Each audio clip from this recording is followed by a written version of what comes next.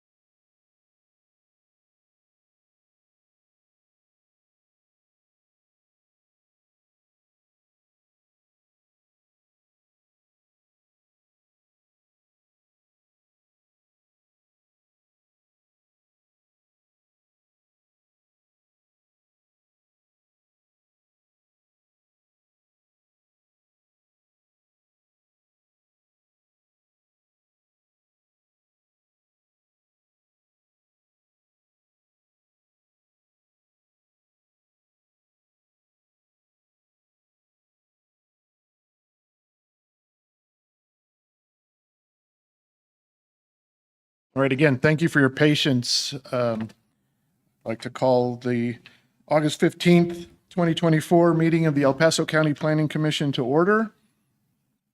I'm Tom Bailey, Chair of the Planning Commission, and my first order of business will, first of all, the explanation. As you may or may not know, we get the applications and all the supporting materials and things usually a week or so before the hearing. This group works very diligently to review everything that we get. So when we get things late, makes it a little more complicated, but I appreciate your patience in allowing us to take the time to read what people have submitted. That's part of the process. That's why many of you are here to participate in this process, and we want to make sure that the appropriate voices are heard. So again, I'll introduce the commissioners who will be voting today. We vote with 9 or have 9 vote. We have 10 here present, which is a good thing, and the 10th commissioner will be able to participate and speak, just will not vote on any of these items. But thank you again, colleagues, for your volunteering your time and expertise to participate in this process. So our voting members today will be Ms. Jack, Mr. Whitney, Mr. Byers, Mr. Markowicz, Ms. Fuller, Mr. Trowbridge, Mr. Carlson, Mr. Shipples, and Mr. Smith will also be participating but not voting today. And I will be the 9th vote. So I'll break all the ties that we're inevitably going to have. No, so again, thank you. Thank you for being here today, the end of a busy summer. And now we move into the report items on our agenda. So first up is comments from the Planning Department. Ms. Harrington, do you have anything for us today? One quick thing. Good morning. For the record, Megan Harrington, Planning Director. The September 5th meeting, or the first meeting that you have in September, Mr. Ryan Hauser will be presenting to you the report on the implementation of the Euro Paso Master Plan, which is something that the Master Plan said we should report out on every 2 to 3 years. It's about 3 years, and the Commission had asked for a report, and so he will be presenting that to you first meeting in September. That is all I have. I would ask Mr. Kilgore if he has any additions. Thank you. Okay. Thank you very much. We appreciate that and look forward to seeing how the plan is implemented. Next, we have time at each of our hearings for public comments on items that are not on our agenda. So is there anyone here in the audience who would like to speak on an item that is not on today's agenda? I don't see anyone there. We'll open the possibility of someone watching remotely that wants to comment. No one that we're aware of today. That's good. So then we will move into our consent items. The way our agenda works, consent items on the calendar are usually considered with very little comment or discussion. The first of these is usually pretty straightforward.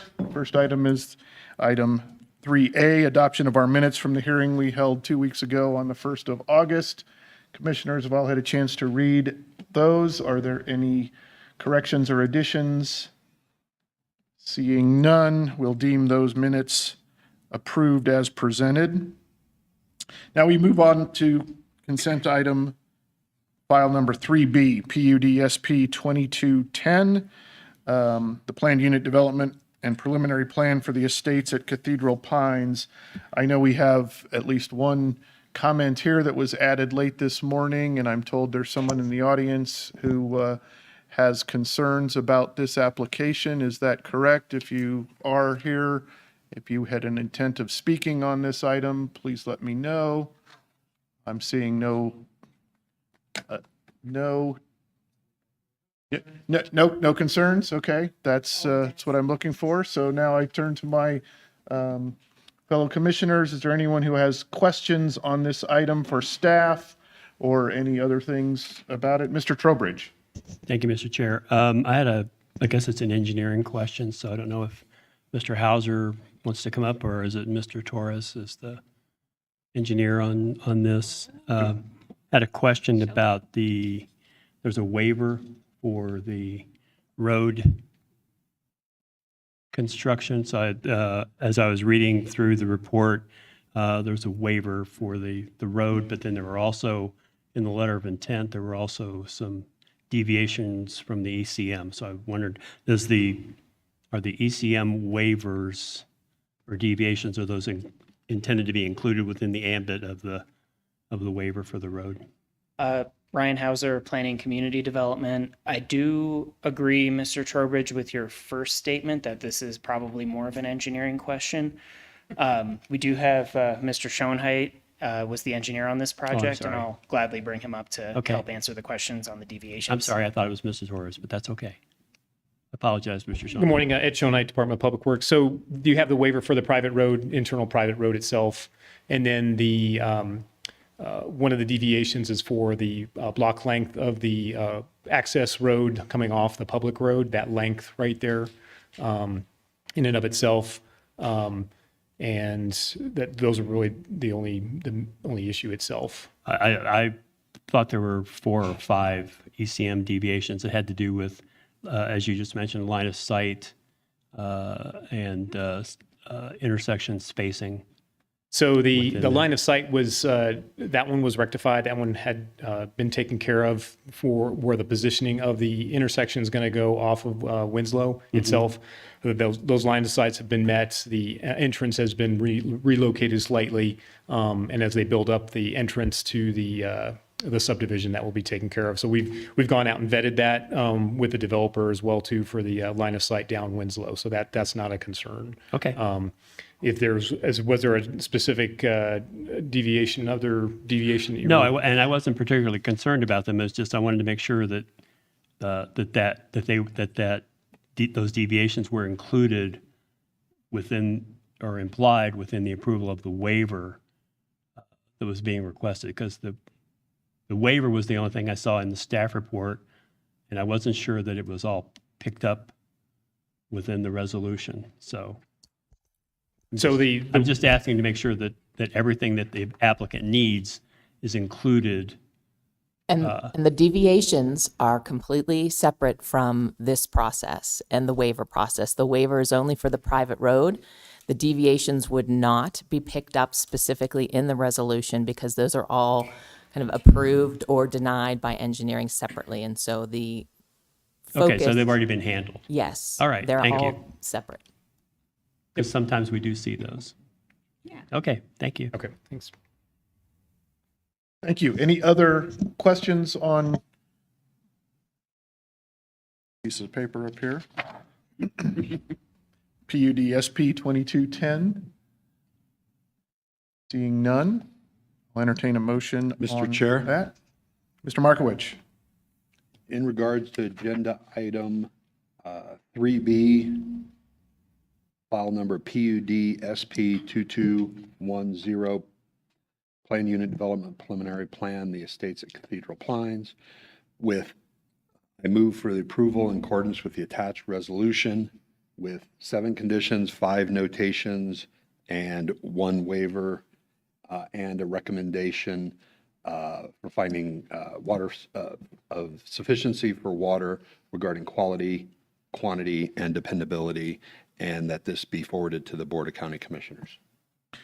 Thank you. Is there a second? Second. Ms. Jack, thank you very much.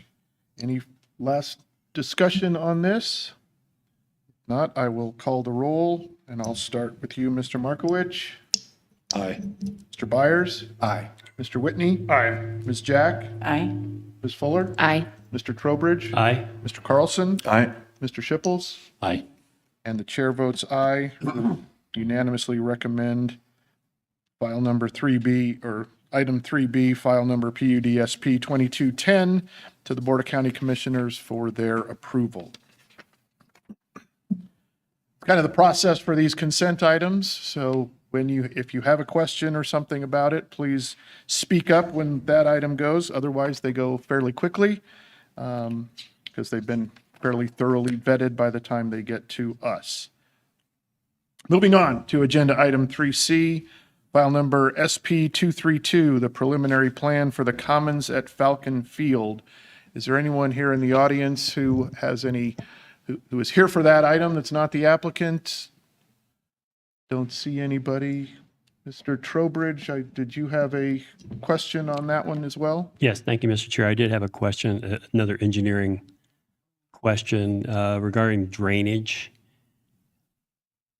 There's Mr. Torres. Oh, it is his. Yes, yes. So, Mr. Torres, there was a note in the report about continuing drainage study, and I know that drainage in that area has been an issue in the past. I was just wondering if you could elaborate a little bit more on what particularly you're waiting on from the applicant regarding that drainage. Is it volume or flow rate or something like that? For the record, Daniel Torres with engineering. We're not waiting on anything. Right now, it's a preliminary plan, so only the hydrology is provided. The applicant has an approved conditional letter of map revision from FEMA for that floodplain where that drainage is. There will be further analysis with the final drainage report that provides the hydraulics of that drainage channel there. Currently in the preliminary plan, they're identifying it to be conveyed via a box culvert and then transition back to a regular open channel. With that final drainage report, we're going to get a lot more detail and further analysis downstream, as the staff report identified, all the way down to possibly Falcon Highway, because that is of concern. But we won't get those further details until the final drainage report. Yeah, it's just there was a note that said they may have to amend their plan based on what the study shows. And so I was just curious about that. Correct. Ideally, even though it's not required, we'd want further analysis of the downstream, kind of more for them as well to understand what they would be required to improve. Like I said, it's not required. So if for some reason that analysis turns that there may be some changes to the preliminary plan, then a preliminary plan amendment would have to come back and get approved in that regard. Okay, thank you. You're welcome. Any additional questions? Any further questions for Mr. Torres or staff? Thank you. If there's no more discussion, I'll be open to a motion on file number SP-232, the preliminary plan for the Commons at Falcon Field. Mr. Chair. Mr. Carlson. Mr. Chair, with regards to agenda item 3C, file number SP-232, preliminary plan for the Commons at Falcon Field, I move for approval in accordance with the attached resolution with 5 conditions and 3 notations with a finding for sufficiency for water quality, quantity, and dependability, and that this item be forwarded to the Board of County Commissioners for their consideration. Thank you. Is there a second? Second. Mr. Trowbridge, thank you. Any further discussion? Not, I'll start at the other end this time. Call the roll. Mr. Shipples? Aye. Mr. Carlson? Aye. Mr. Trowbridge? Aye. Ms. Fuller? Aye. Ms. Jack? Aye. Mr. Whitney? Aye. Mr. Byers? And Mr. Markowitz? Aye. The chair also votes aye, so we will recommend approval of file number SP-232 to the Board of County Commissioners. Moving along, agenda item 3D, file P-229, the map amendment rezone for Windermere South. We have one of the late comments was for that item. Is there anyone here in the audience who would like to, has any questions or concerns about that? Yes, sir. Okay. Are you Mr. Brazemore? Okay.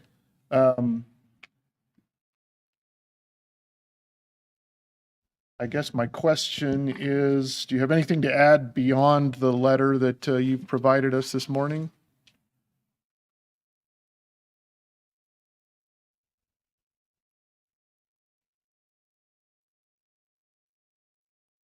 Okay. Okay. Thank you. I'm just trying to get a sense. Not yet. Not yet. We'll at the appropriate time. Commissioners, is there any? Do you have any questions, or would you think you'd like to have this heard as a regular item? Mr. Chair, Ms. Fuller. maybe we can do an abbreviated one. I do highly value our neighbors that come in and speak, and they should be allotted that time. So can we hear maybe an abbreviated one? I think that's appropriate, so we'll move this and call this up to the regular calendar after we finish a couple more items. So thank you. Next item, we'll move on to agenda item 3E, file CS 242, the map amendment rezone for the village at Lorson Ranch.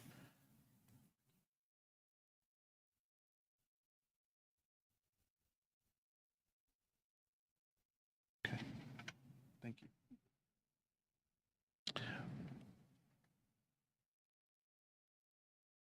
Do we have anyone in the audience other than the applicant here for file number CS 242?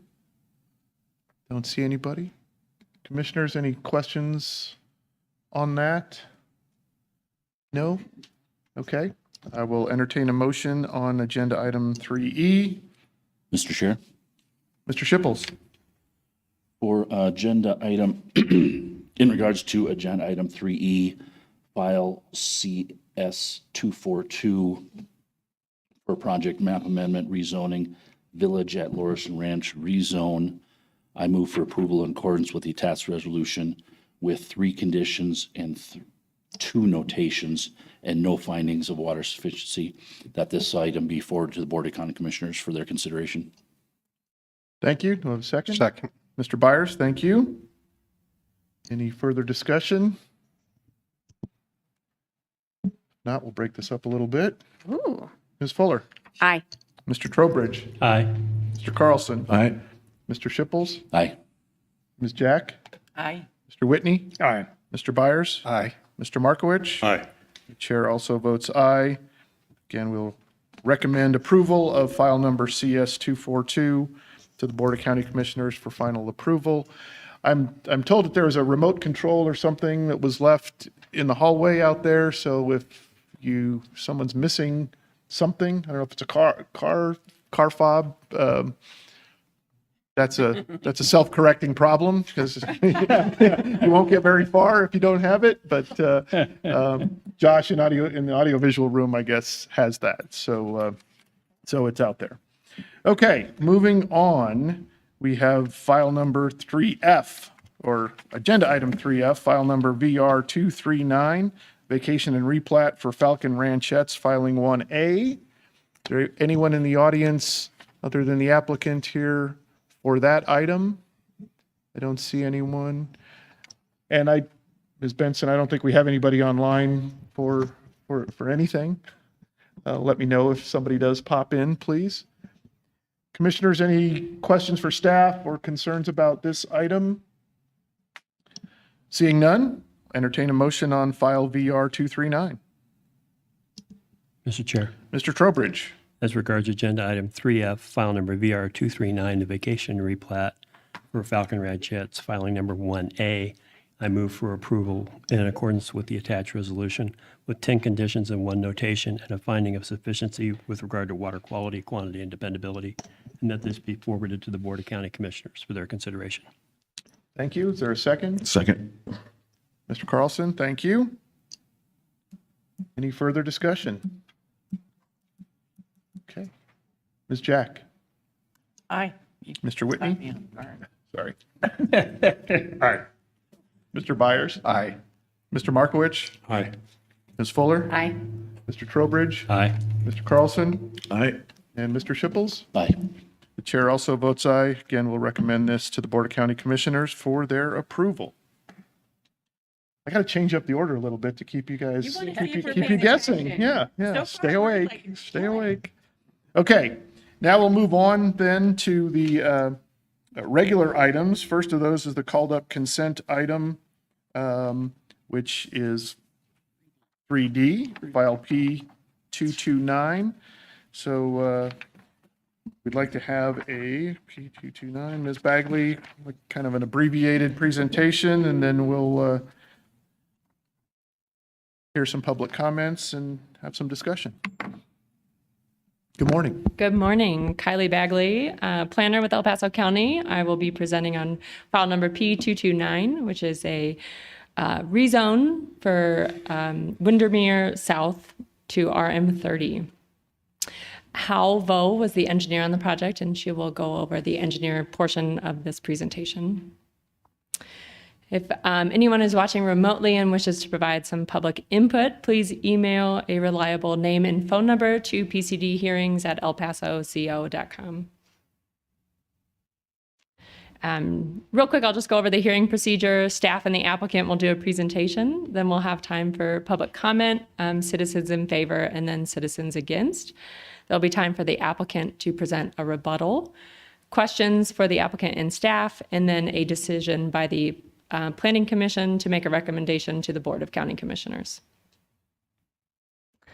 So the request in front of you today is a rezone from RS 5000, which is residential suburban, to RM30 residential multi-dwelling. The subject property is roughly 9.25 acres, and the property is located at 7653 Mardale Lane. In front of you is the criteria of approval for a rezone, and I can leave it here for you to look over real quick. We can move forward. And I'll take the opportunity to point out that our job here is to apply specific criteria for each action to each application. There may be concerns or questions or issues that fall outside of the approval criteria. That's interesting, but it's kind of irrelevant to us here because we're obligated to consider only the mandated criteria like the ones you see in front of us today. Thank you. So as you can see highlighted in black is the subject property, which is requesting the rezone. To the north, the properties are single family and zoned to RS 5000. To the east across Mark Shuffle is part of the Banning Lewis Ranch. Kind of below that is industrial zoned within the county. If we go back south across North Carefree, the property is zoned to RR5, but it is zoned or owned by CSU Utilities, and it is a utility substation for Colorado Springs Utility.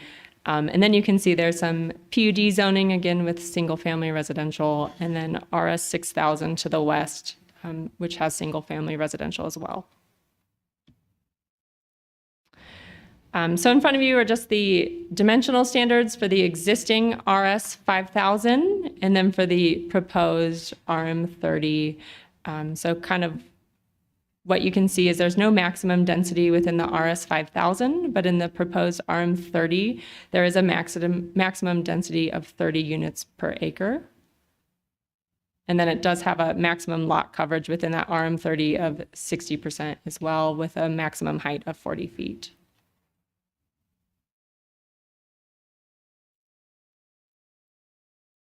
Ms. Fuller, go ahead, ask your question. I'm sorry. Can you go back one slide? So Yeah. the staff report says that it's currently zoned CS, but this is saying that you think it's zoned RS 5000. Yes, Am I it's on zoned the wrong RS 5000. I apologize if that's not correct. No, I'm on the wrong one. Dang it. Well, this makes more sense. Makes more sense that I did wrong. Sorry, go on. So the property is within the urban residential place type in the master plan. That does support a primary land use of multifamily residential. It is also within the area of change of minimal change transition. So it does talk about redevelopment is to be expected within this area. And then I'll go ahead and ask Hal to come up and she'll go over floodplain and transportation.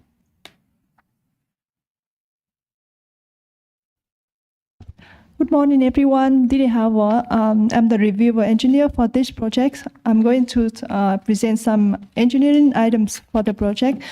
This project is not located within the regulatory floodplain according to the FEMA maps.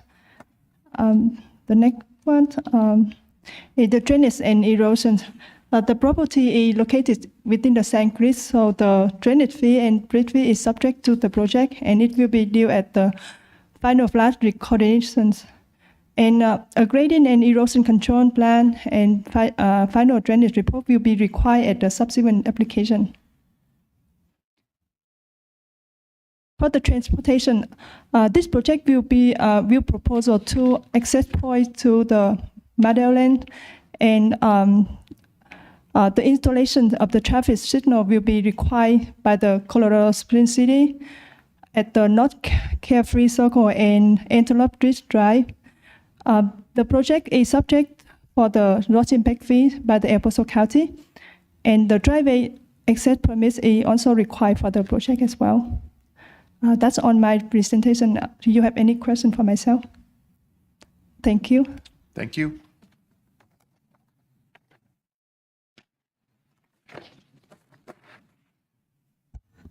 So about 55 surrounding properties were notified of this application that's in front of you today. You did receive the letter from the gentleman in the audience who is also wishing to speak on the project. The applicant today is Kimley Horn, and I can invite them up to do a presentation or answer any questions if you have any for me. Well, let's go ahead and have the applicant come up, just very briefly give us an overview of this. I'm sure you're aware of the areas of concern that we usually see for most items. Tax on the infrastructure, traffic, water, those kinds of things. If you can hit on that to address the comments that we're likely to get here soon, that'd be great.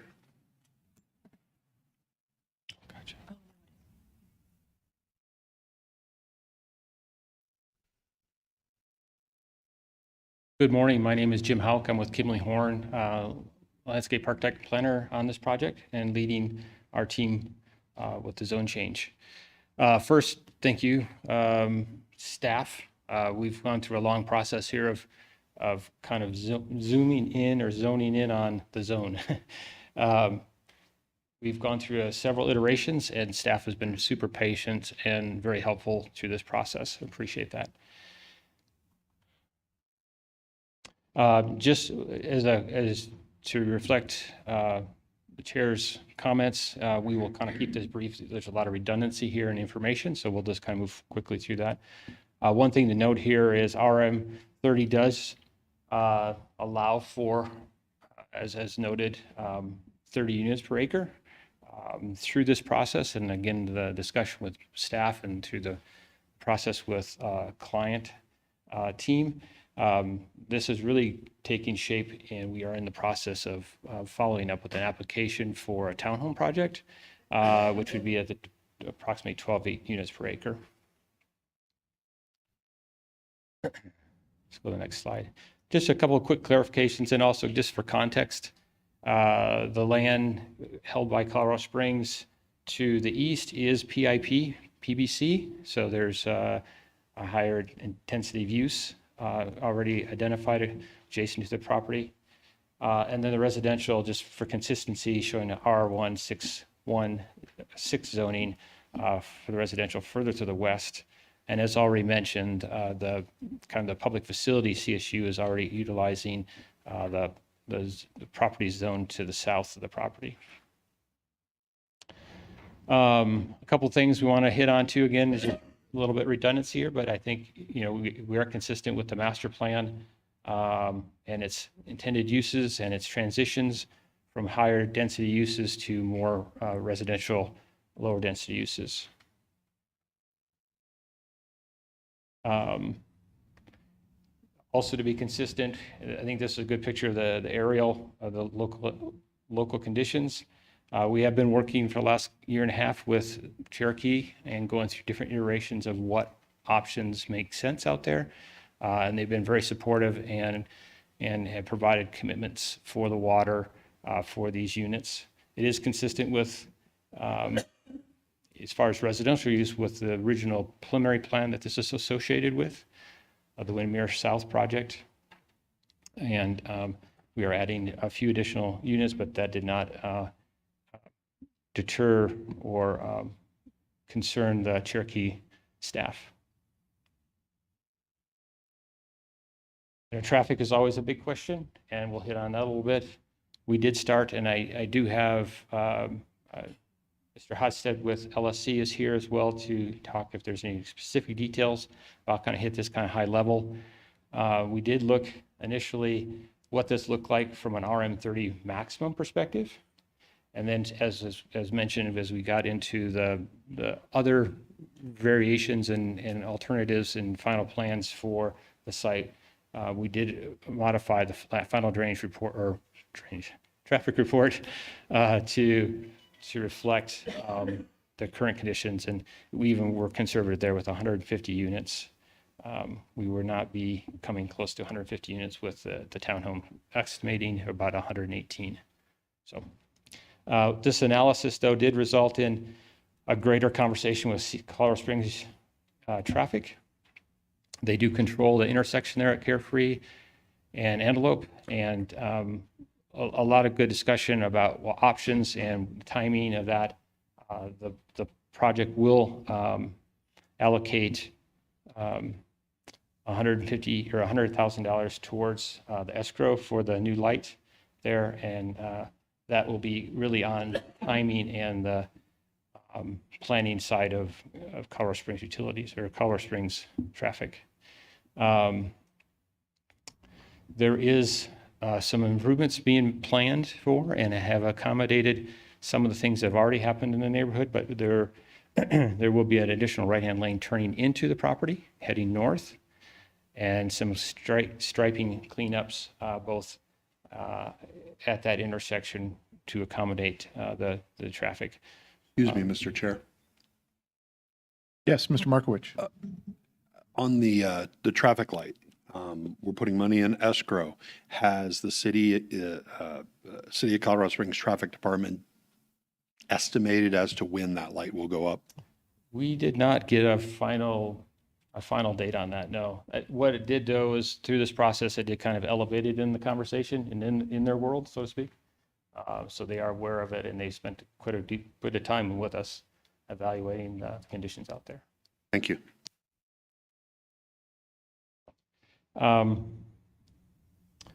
Water, traffic, land use. I think that's all I have right now. I can kind of answer any questions besides that if anyone has anything specific. Any questions for the applicant? Mr. Carlson? I just wondered about access on Antelope Ridge. Is it just too busy to have an access point over there? Yeah, and it doesn't meet the distance Okay. requirements there. Yeah. Great, thanks.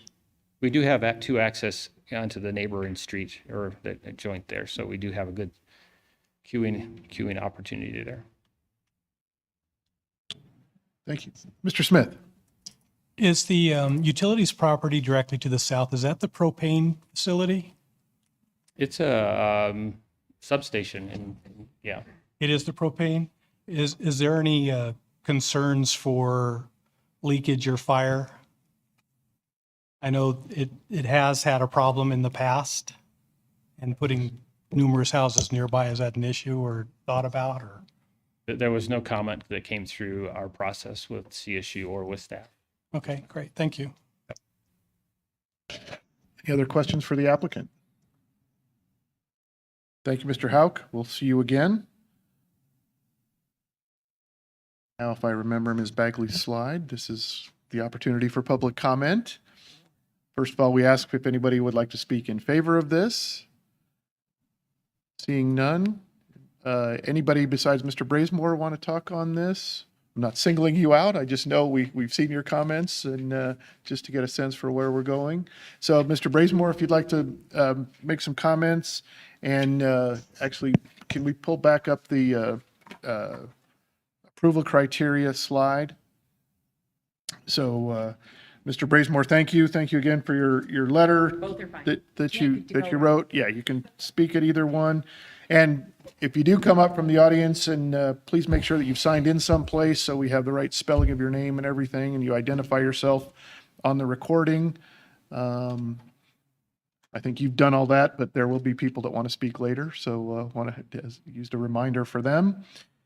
And so again, we're going to put the approval criteria up there. So Mr. Brazemore, if you would, please try to keep your comments focused on Bazemore. I'm sorry, not Brazemore. It is Bazemore. It's Bazemore. I read an extra R in there, and I'm sorry.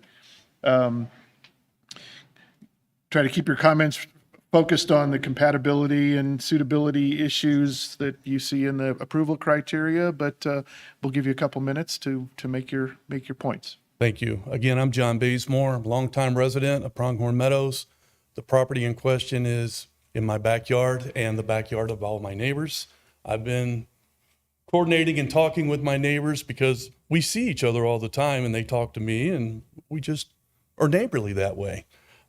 Having said that, I hadn't thought about what Mr. Smith brought up regarding the propane plant that's there, belongs to the city. I am a retired fire chief, so I'm very, very familiar with the hazards of propane and what happens. And I've also been concerned over the past 18 years with me living there, if something happens and there's an explosion with one of those tanks, which would cause other ones to go off, how devastating that would be for that community. So that is not in my letter.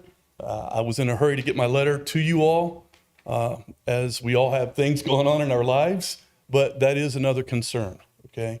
Having said that, you'll note in my letter that I say that the property surrounding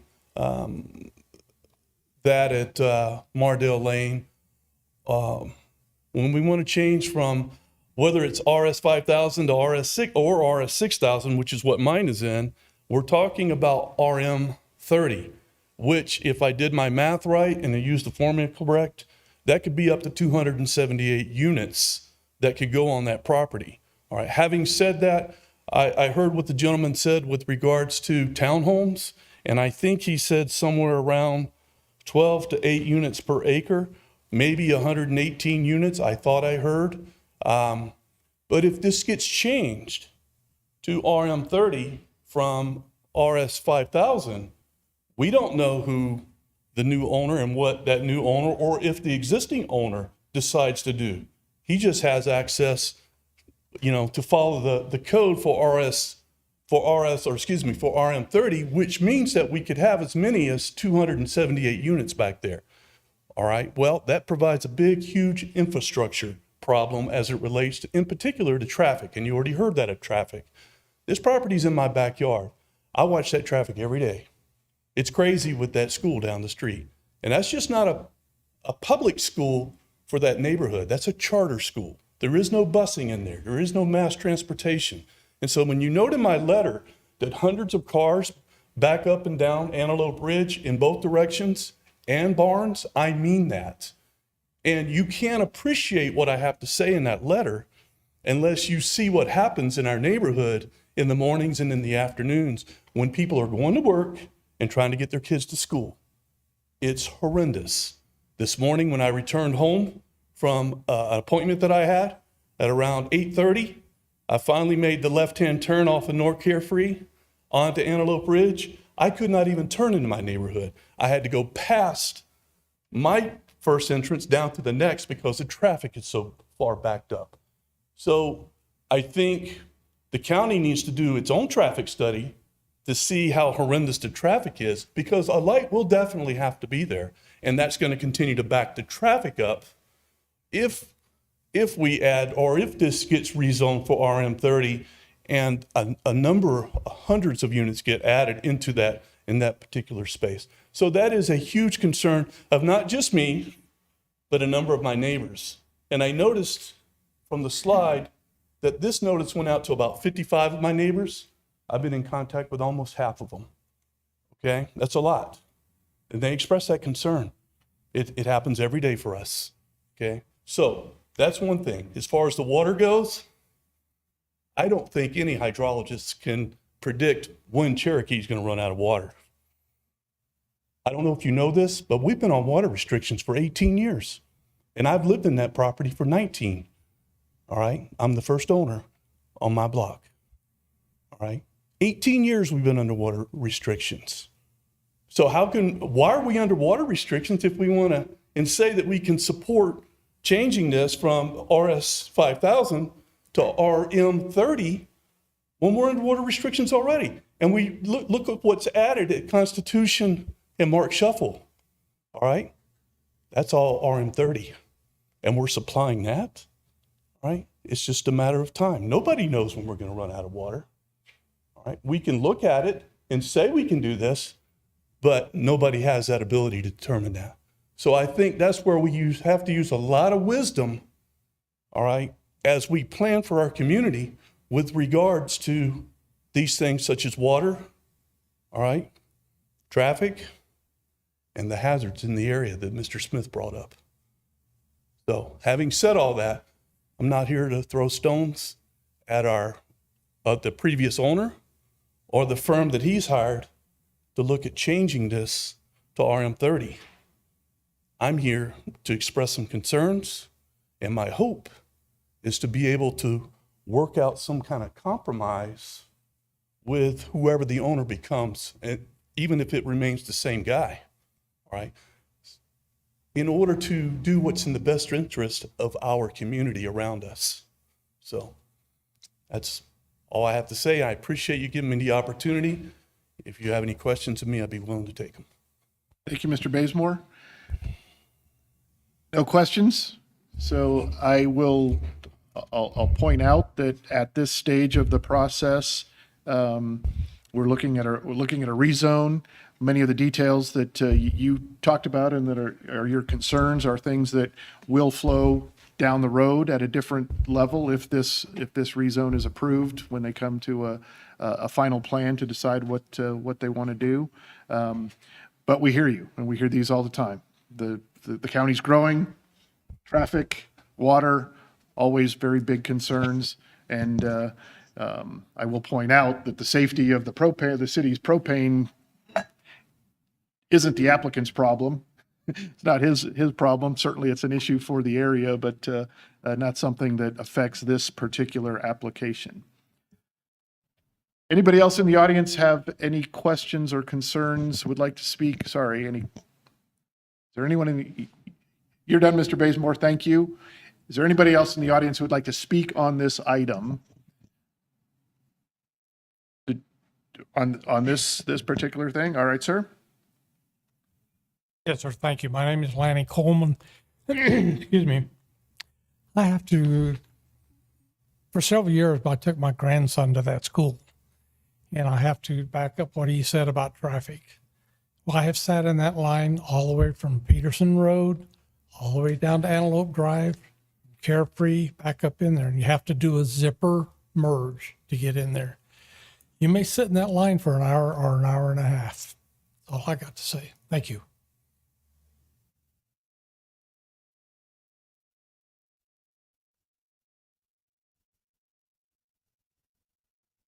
Sorry, public comment is closed on this item. Commissioners, any questions? Go ahead, Ms. Jack. I'm wondering if someone can tell me how long the propane plant has been there?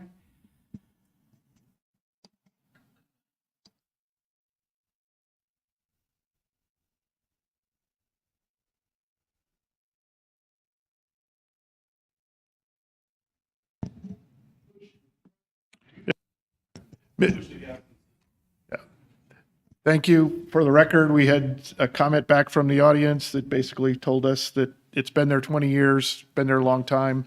And we can, if staff can find that information, we can get it and have it available for the county commissioners when they hear our recommendation or hear this item with our recommendation. Any other questions from the commissioners? If not, we'll have the applicant come back up, sir, if you'd like to make any additional comments.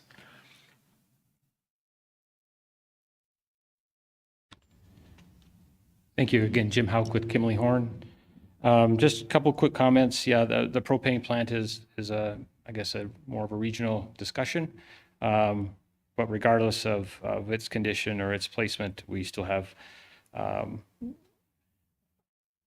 guess the development of that was already been planned, and we're just looking at a modification to that existing land use plan. As far as the density, again, we went through a lot of iterations. We looked at, what was the opportunity to maximize the RM30. It's not there. There's a lot of topography there. We're also managing a lot of stormwater that comes off the northern part of the development. So that's really curtailed opportunities to maximize. And I don't think that really was the intent of the owner, but we did the exercise to see what that looked like. But the topography is probably the biggest limitation there. We do recognize the discussions about traffic. The school down there is a generator, and I'm sure there's definitely peak times in most of our neighborhoods that have other variables that hit our traffic lives. And again, working consistently with Colorado Springs traffic. I keep saying utilities. They are aware of the situation, and they're again, I think that our opportunity to talk with them elevated the conversation at that intersection. I think that's all I had at the moment, but I'd be happy to answer any other questions. So, Any questions for Mr. Hauk? Mr. Whitney? Oh, thank you. Hello. Just real quick. So do I understand, we can't hold you to this, obviously, but just so I understand what you're saying. So what you're saying is RM30 allows significantly greater density, but the practicalities of topography and the like limit you in your analysis to, did you say 12 to 18 townhomes? Is that what you said? yeah, we're looking at about 12 units per Okay. acre. Yeah. And so the allowed 30 at this point, Okay, thank you. And 118 townhomes. approximately. Yeah. Jim, real quick on the traffic, do you have any idea whether there's lane improvements that would come along with the signal? So it sounds like there's some issues with the left turn. It's for the kind westbound. of, I think the gentleman's left-hand turn for his neighborhood probably has the biggest challenge because of the traffic heading south at that light. You know, the light will also ultimately will create some windows for those turns, but they've already done some work to expand the left-hand turn lanes heading onto towards Mark Shuffle. Yes. And then Mark Shuffle's controlled by the city now in that area, I Correct. believe. I think the only thing that's changing we will be bringing some traffic off that northbound lane by creating a decel lane into the development itself. So that'll pull some traffic out of that intersection queuing time. So here's my traffic guy. Morning, Jeff Hodgson, LSC Transportation Consultants. One thing I would also mention, our study fully incorporates the school traffic because we counted during school peak times, which is in the morning as well as sort of the middle to late afternoon before the main afternoon commuter peak, if you will. One thing that we noticed, the school, I don't know if they are continuing to do this, but they did have a program of staggering the exiting traffic, like they would hold the traffic and then release a whole bunch at once and then stop them to create those gaps along the roadway to the south that allows for those turns to occur on those side streets and everything. So that's one thing we did notice that can make a difference as far as, you know, ability for traffic to turn in and out of those side streets along Antelope is creating those gaps. So we did notice that was occurring. The school was doing that. So I just thought I'd throw that out there because it's traffic related that don't necessarily show up in the numbers. So Thank you. Any other questions? Mr. Hauk, if you're finished, thank you very much. Ms. Bagley? I would just like to answer the previous question of when the power plant was approved. It appears, per our records, it was built in 1974. Very good. Thank you. Thank you for that. As always, staff responds. If we have a question, they'll get us the answers, and we certainly appreciate that. Any other questions from the commissioners? Any discussion? Ms. Fuller? Thank you, Mr. Chair. I do appreciate the conversations about water. I believe that Mr. Bazemore's issues really with Cherokee Water District. If they're the ones that are going to provide a will serve letter, then that's it. The county does not engage its own specialty people to do traffic or water reports. That's really the applicant provides that, and we're not in a position to overrule a licensed engineer. I do understand school traffic. I lived 2 doors from Steele Elementary for 16 years, and that window of time when you can't get in or out your own driveway, it's just annoying. But it's just kind of life. But the school is probably the traffic generator, not something of this size. And really based on where this is, Carefree and Mark Scheffel, we generally see that higher density uses for housing in those more busy intersections. So I think the location seems appropriate to me. I don't find anything about the utility and the propane thing being that convincing just because it's been there a long time. And certainly as a community, we're not going to accept an unsafe facility there. So I will be in favor of this rezone. I think the location makes sense from a compatibility standpoint. And the other issues that are really brought up, it seems like the applicant is doing what they need to do. I don't think it's their obligation to solve the school traffic problem.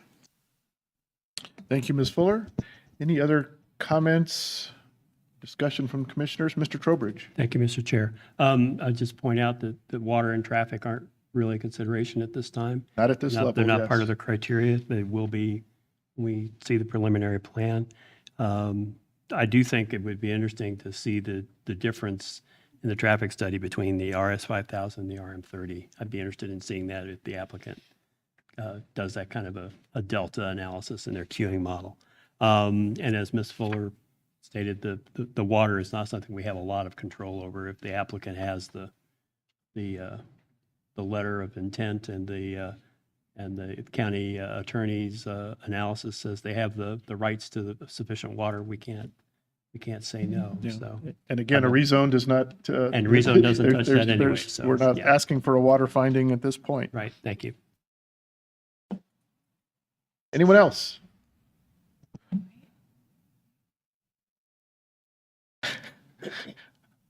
Which of us is going to go first? Mr. Whitney, are you, would you like to make a I comment? just wanted to piggyback on that a little bit for Mr. Bazemore and say it may seem counterintuitive to people. Why would you approve a rezone if there's already ostensibly, let's assume that's the case, a water problem? And as has been mentioned by the people before up here on the panel, this is not the time. The fact that if this rezone is approved, that doesn't mean it's a done deal. The rezone would be a done deal, but there still has to be proof of adequate water and proof of traffic that's sufficient in the preliminary plan. So this is a long way from over. This is just a question of whether or not it's okay to make this RM 30 as a zoning matter. This is not approval of the project. We haven't seen the project. Thank you. And remember, we're only making a recommendation at this point to the Board of County Commissioners. The final decision is theirs. This item will go to them. I'm guessing, anybody know when that's on the calendar to go to the Board of County Commissioners? A couple weeks? We'll get that out here. Oh, here comes Ms. Bagley again. She's got the answer. Should go the 12th of September. 12th of September. Thank you very much. Any further discussion? If not, I'll entertain a motion on file number P229, the map amendment rezone for Windermere South.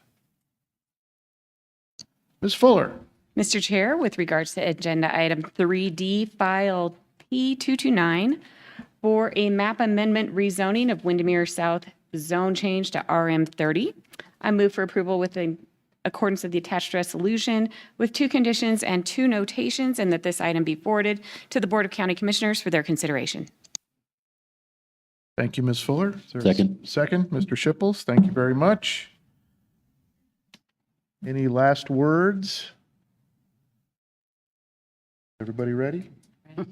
Okay. Ms. Jack, Aye. Mr. Byers, Aye. Mr. Carlson, Aye. Ms. Fuller, Aye. Mr. Trowbridge, Aye. Mr. Whitney, Aye. Mr. Markowitz, Mr. Shipples, Aye. and the chair votes aye. And so we will recommend this to the Board of County Commissioners for approval. They will hear this item on September 12th. And then, again, details will be worked out later on if that is approved. Thank you all. I'm going to exercise my right as chair to give us a short recess. we'll come back here in about 8 minutes by that clock, 10:10, and we'll move on to agenda item 5A.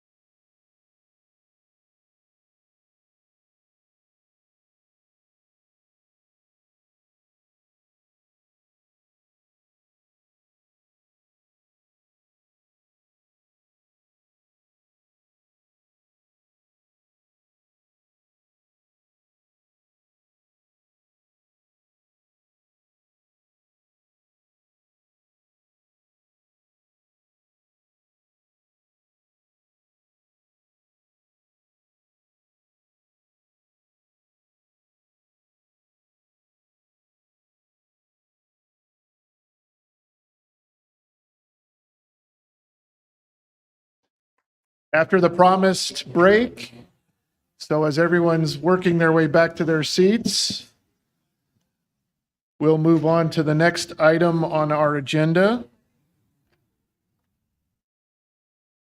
So we're looking at agenda item 5A, file number U241. This is the approval of location for BOCES. This one's a little bit different from stuff that we usually do. So before anything else, I'm going to ask our county attorney, Ms. Sego, to kind of remind us of our role in this process and what happens, how this approval of location process works. Ms. Sego. Thank you, Mr. Chair. Lori Sego from the County Attorney's Office. Approval of location applications are submitted under Colorado Revised Statute 3028-110, which requires that public projects such as schools, power plants, fire stations, any kind of public building, public facility, come to the Planning Commission of the county in which it's located to seek approval of the location of that facility. And under the statute, the objective is to give the Planning Commission an opportunity to review the siting of that facility against the county's master plan. According to the statute, the Planning Commission can vote to approve or vote to deny the project. If it does vote to deny the project, then the application can be referred to the governing body or governing board of the entity that's proposing the project, and they can then take action to approve the project and move forward with development. So this board can, again, does have its full discretion to approve or deny the project. If it chooses to deny, however, the governing body would have an opportunity to take another look at it and approve it nonetheless. And we're not recommending, we are approving. This will not go to the Board of County Commissioners. That is correct. It does not go to either the Board way. of County Commissioners. Thank you for clarifying that. We don't see these all that often, so it's useful, I think, to remind ourselves of what we're doing here today. And so I will turn it over to you. Thank you. Good morning, Planning Commissioners. I am Lisa Elgin with Planning Community Development, and I am the planner assigned on Project U241. The project engineer, Hal Vo, is also here. If any member of the public is participating in this hearing remotely, we would ask that you email your name and a reliable phone number to pcdhearings@elpasoco.com. The hearing procedure will start with presentation by staff and the applicant, and then go on to public comment with citizens in favor, followed by citizens against. The applicant will be then given an opportunity to rebut any comments made. Planning Commission can pose questions to staff and then make your decision. Excuse me, Mr. Chair. Would you pull the microphone a little bit closer, please? Just a little bit hard to hear you on. Okay, I can sorry, hear you, but maybe I'm I can move closer. concerned about others. Okay. Thank you. Sorry about that. The request in front of you today is a request for approval of location to allow for a public educational institution campus, which will include the vocational training center, the Board of Cooperative Education Services administrative headquarters. They will have a community water system, up to 121 on-campus housing units, and their internal streets, parking, and common areas. There is no distinct criteria of approval for an approval of location. The Planning Commission will base their decision on conformity with the submission and processing and conformity with the approved master plan. Although your decision is based on the master plan, I did want to share with you the zoning map. As you can see, the subject property is in an A35 zone district and largely surrounded by A35 with pockets of RR5 and RR 2.5. The public educational institution is also an allowed use in the A35 district. The master plan place type is large lot residential, which has a primary use of single-family detached housing and supporting uses of parks and open space, some limited commercial, and also agriculture. As for area of change, it is located in a new development area, and it is anticipated that there will be a great transformation in this area, largely on undeveloped and agricultural lands. The property is located within the Highway 24 priority development area, and this area is expected to have significant growth, primarily because of the corridor running between Peyton and Falcon, and the proximity to that highway, and the proximity to the Falcon Regional Center. And with that, I will invite Ms. Howe up to go over the engineering components.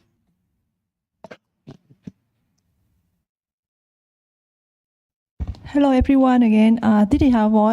I'm the engineer reviewer for the projects. I'm going to present engineering items for this project. This project is not located within the regulatory flood plan according to the FEMA flood insurance map.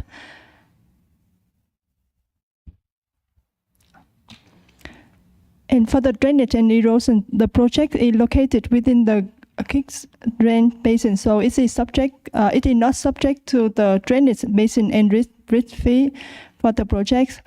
And a grading and erosion control and final drainage report will be required at the subsequent application. For the transportation part, this project is adjacent to Church Ore Roadway, which will be upgraded to be 2 lanes principal arterial in the future. And the transportation impact study will be required at the subsequent application stage. And this project is subject to the road impact fees according to the El Paso County regulations. I think that's all my presentation. Do you have any questions for myself? Don't see any. Thank you very much. Thank you.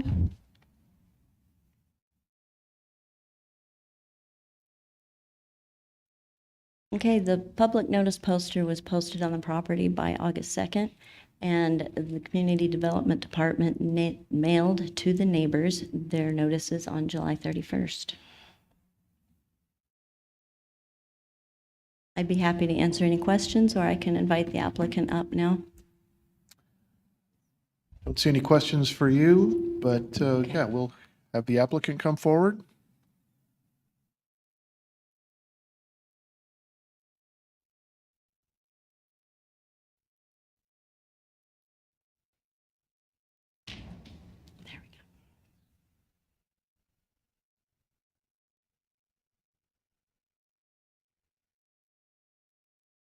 Commissioners, good morning.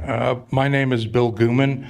I'm a principal with William Gooman and Associates. We are the lead planner and landscape architects for the Pikes Peak BOCES El Paso County campus.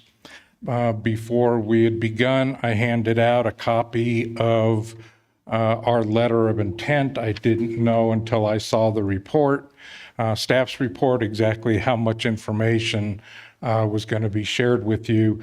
There's quite a bit of additional information in there with regard to letters of support from member school districts for BOCES.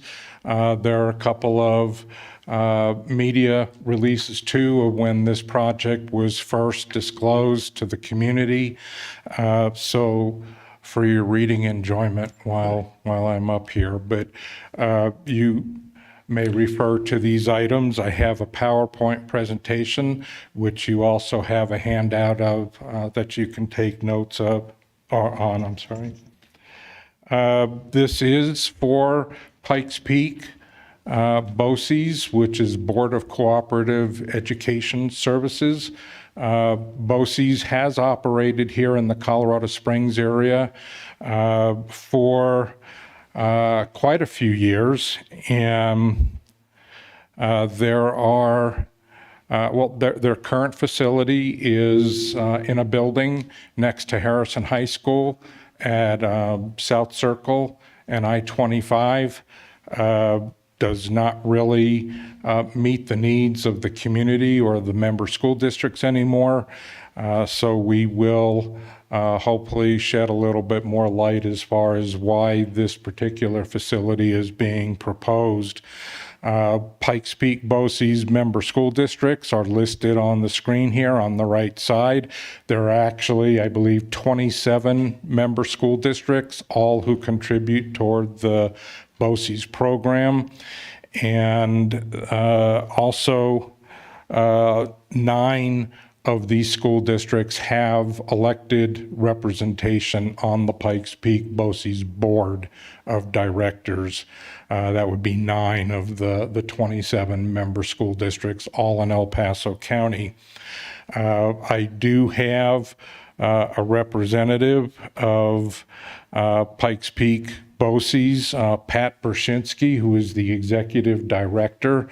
And how many of you have heard of BOCES? Right, some of you have not.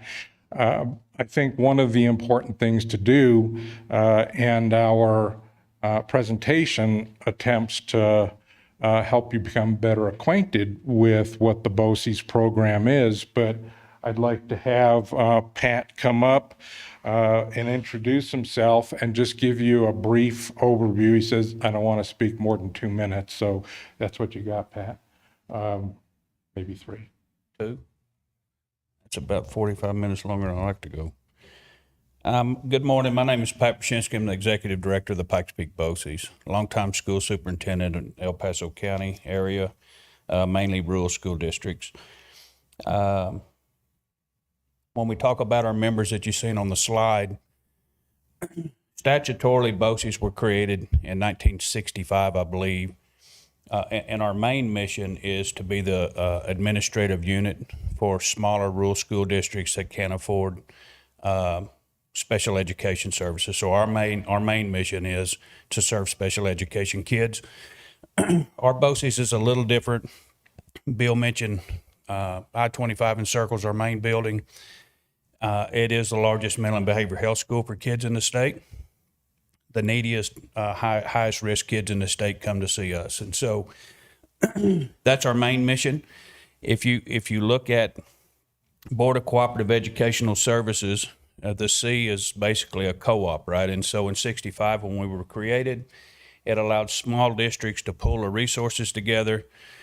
We employ their special education director, which means we take on all the liability from the feds around special education laws and rules. And then we employ all of their school psychologists, social workers, we call them SSPs, school nurses, OTs, PTs, SOPs. And then those people are deployed throughout the county to serve kids within the school district. Does that make sense? So that's our main mission.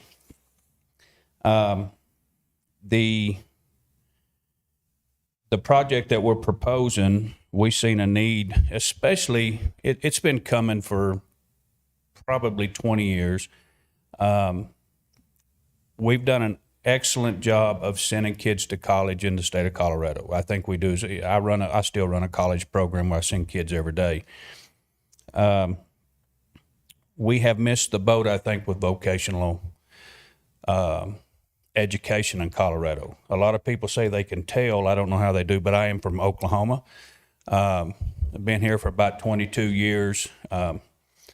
And so grew up with a vocational system that leads the nation in Oklahoma, right? And I think we've missed the boat here. So the idea of myself and our 9 full member school districts, that's all of our rural district out east, and then Fremont RE2, which is in Florence, is another full member. That's the ones that we're the AU for. We put our heads together, and it started happening prior to COVID, and then we started seeing on the backside of COVID just the need for vocational programs. We call them career and technical education now. As I started reaching out our group, and we got a couple of our soups in the back, and visiting with industry partners, we've seen a huge need for these types of programs. So we set out on a mission to try to create something for our districts that's a centralized location to be able to send kids and get this specialized training outside of going to college. And so this is what we come up with. We were able to get our hands on that piece of property that you've seen at Judge Orr and Albert Road. And the whole idea is to be able to, part of problems that we have in rural districts, or any district actually, is instructors, right?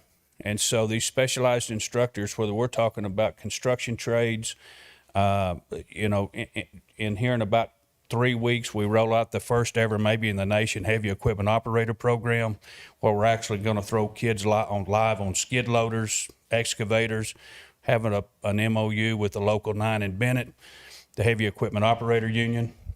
So instructors become a problem. If I have 9 districts and they all have a construction program, it takes 9 teachers. You can't find them. So the idea is to have this centralized location. They can all bus to one location. It takes 1 construction teacher. It takes 1 heavy equipment operator teacher. So that's the idea behind it. I think I'll stop. That's probably my 2 minutes. At the end of the day, we're about kids and we're about creating programs. So that's what it is. And I'll field any question that you might be able to shoot towards me if you have questions. Any questions? Mr. Carlson? Can you tell us a little bit about the build out itself, the height of buildings, some of that stuff? We heard somebody concerned about a water tower going in there. I don't know if that's true or not. I saw firefighting as one of the teaching categories you're going to do. Is there going to be how fire departments have a training tower, they 3 or 4 stories tall that they train in? Are any of those kinds of things going to be involved? Or?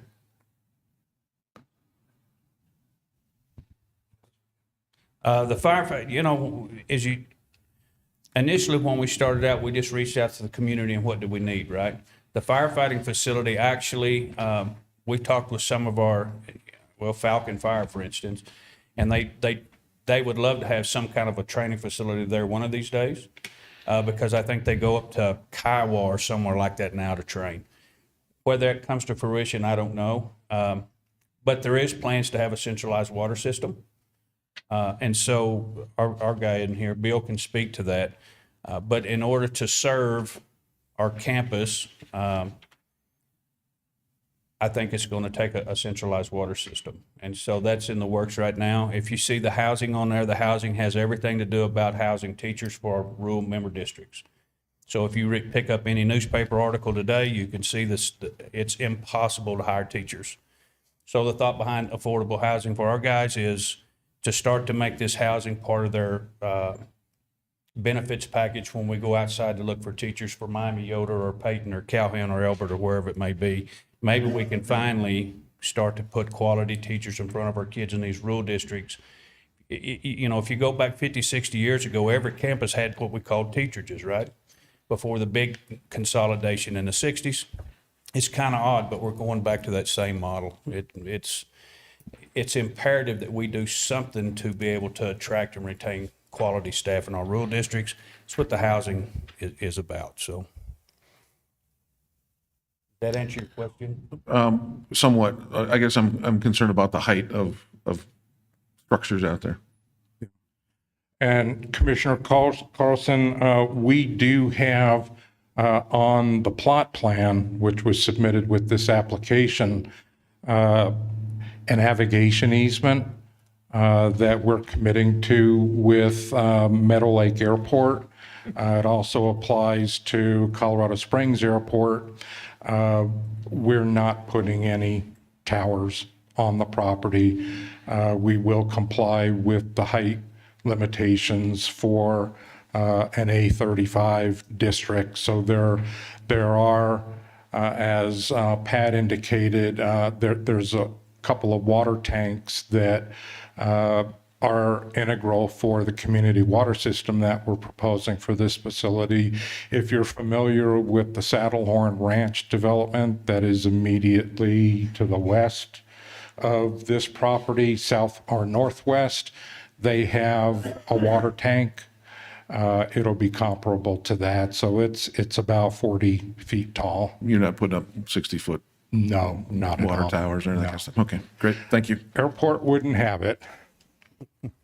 Thank you for your time. Mr. Chair. Mr. Markowitz? Any more? The scale of the project is obviously large. Do you intend to build it in phases, bring students in phases? Is it, how is that going to happen? How is that going to work? You're going to have some students, limited students, and then as you continue to build out, you'll continue to increase your enrollment. What's the plan for the phasing? So we actually have a phasing plan there. Part of the idea is, and I've told you, our main focus is rural, and so it's to solve an issue right now for rural kids, but eventually we know D11, D49, D20 kids are going to want to take advantage of our facility. As we phase it and grow, we'll open that, and then eventually there'll be quite a few kids there. For the foreseeable future, it's mainly around our rural kids, and we're talking maybe 100 or so to start, something like that. And when you, let's say you build out, you get to capacity, you find all the teachers to occupy the campus and these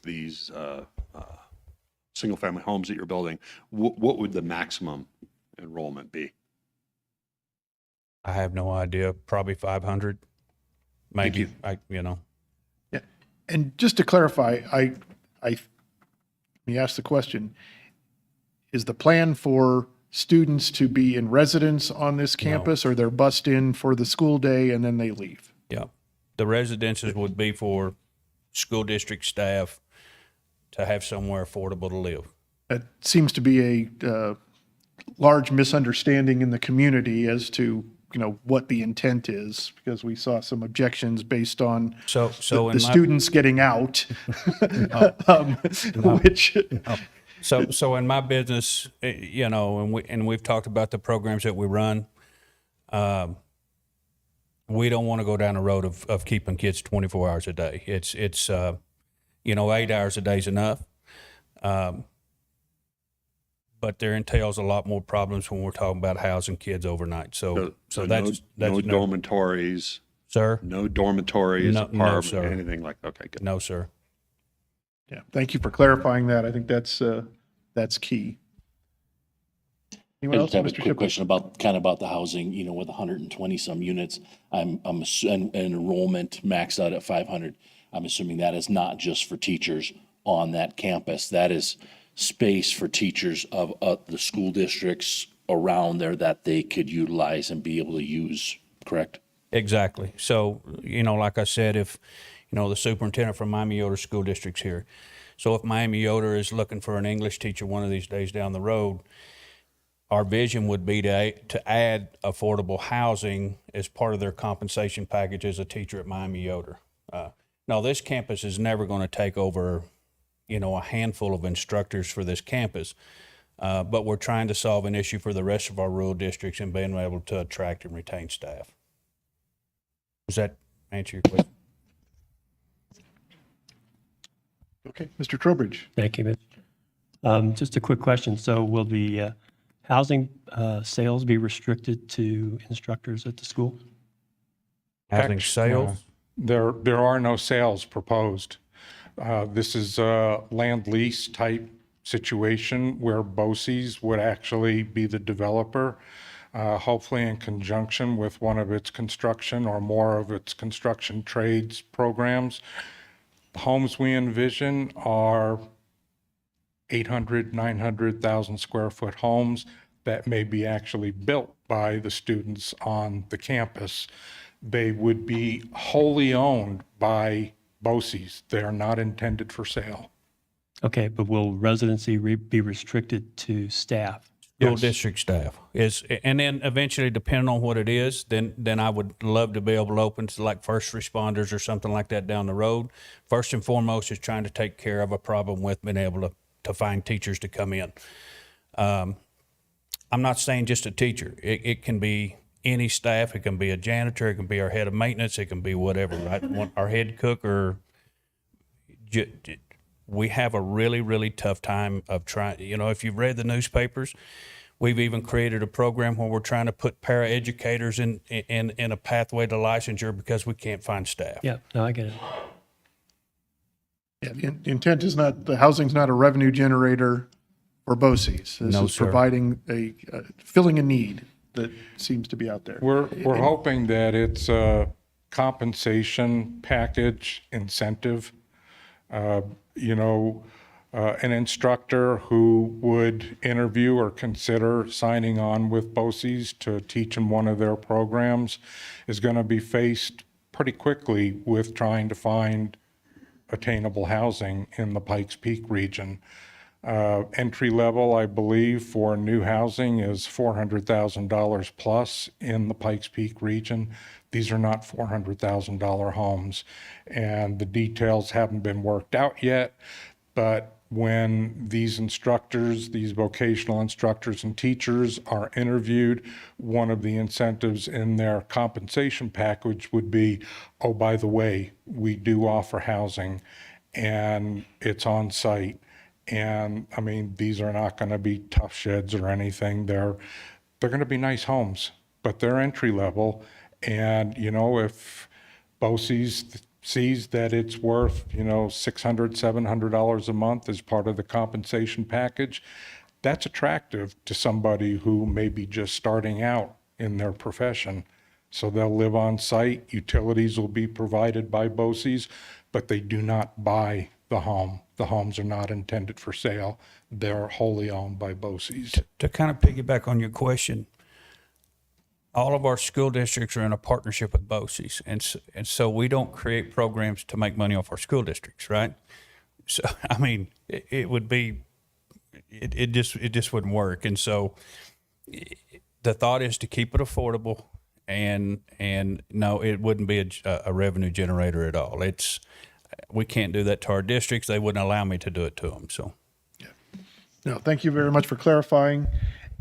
I'm going to say, why don't we let Mr. Gooman go through whatever presentation you've got, and then we'll come back with other questions. Thank you for sir. coming in, and you're welcome to come back, but Great. Thank you, Commissioner.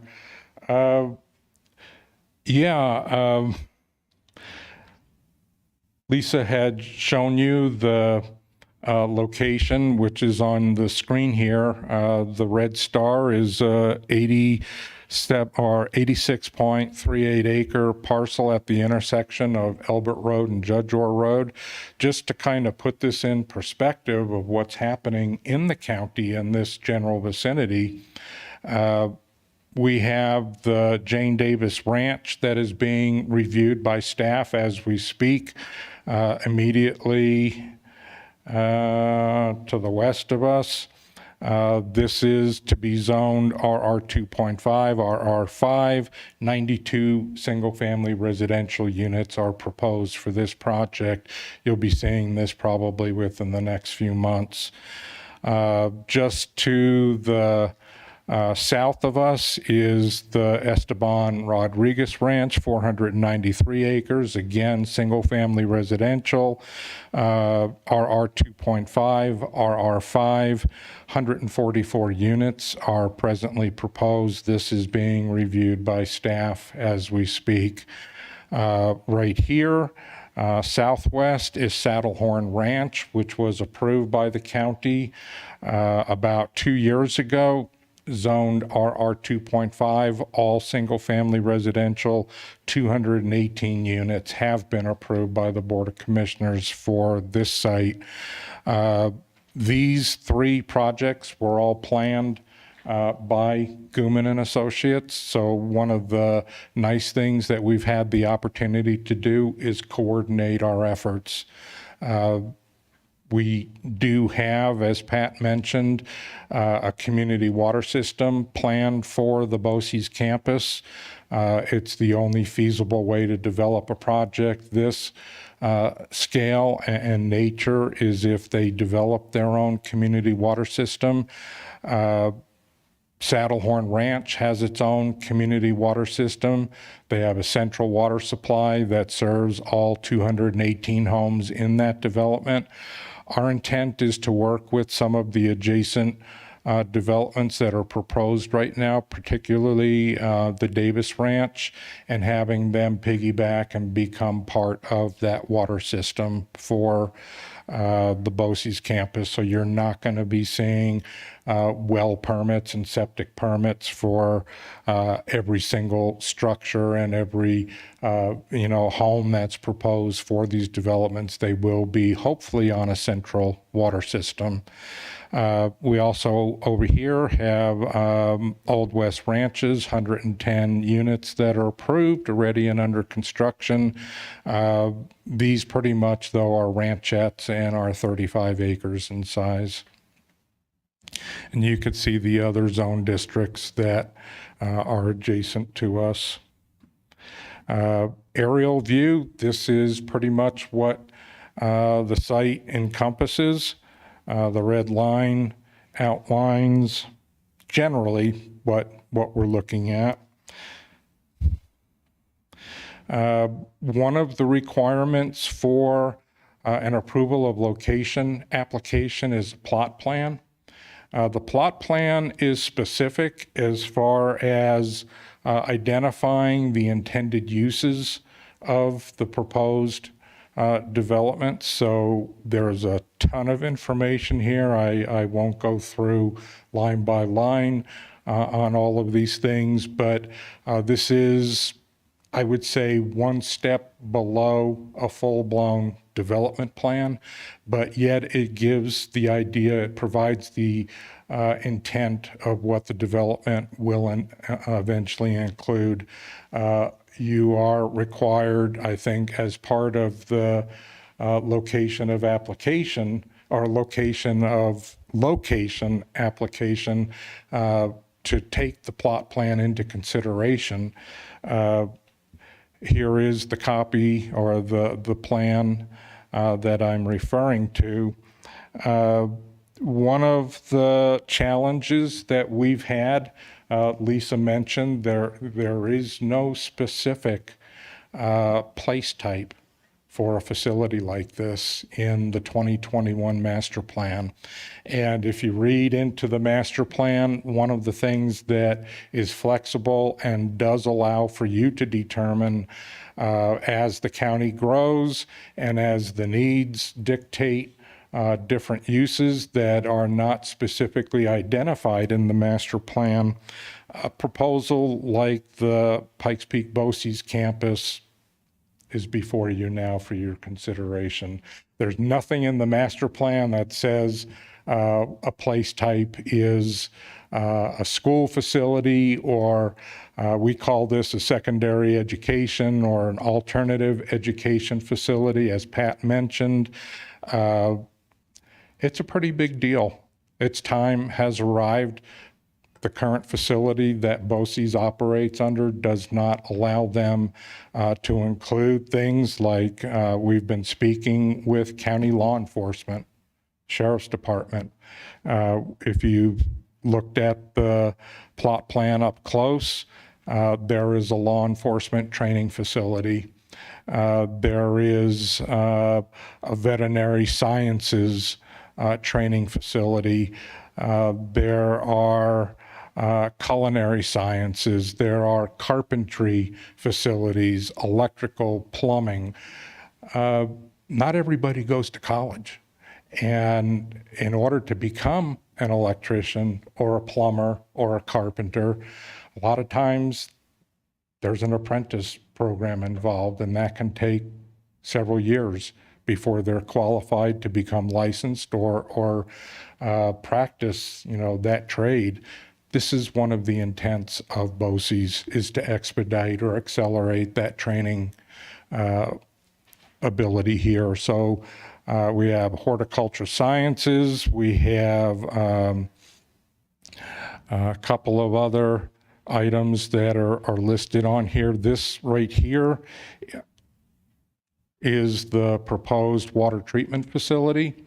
BOCES does own all the water rights that are on this property, so that makes this a lot easier. We're working with engineers right now and the state to design and engineer a water treatment facility that'll serve all of the campus, the 86-acre campus, plus, as may be appropriate, some of our adjacent neighbors. But, this is the challenge is there has been no definition of a special use or a public facility identified in the master plan. So what we're trying to do here is to make this, first of all, serve the needs of the school districts that are participants and member districts, and serve the needs of the kids. There is definitely a need for this program. One of the things, I don't know if you've had the time to go through the entire letter of intent before we met this morning, and it's included in the document or the spiral bound item I just handed out, but there are survey results that are included in that, where the kids in these participating, the member districts were polled and asked, what are you going to do after you leave high school? Or what are you thinking about it now? They're in their junior year or their sophomore year.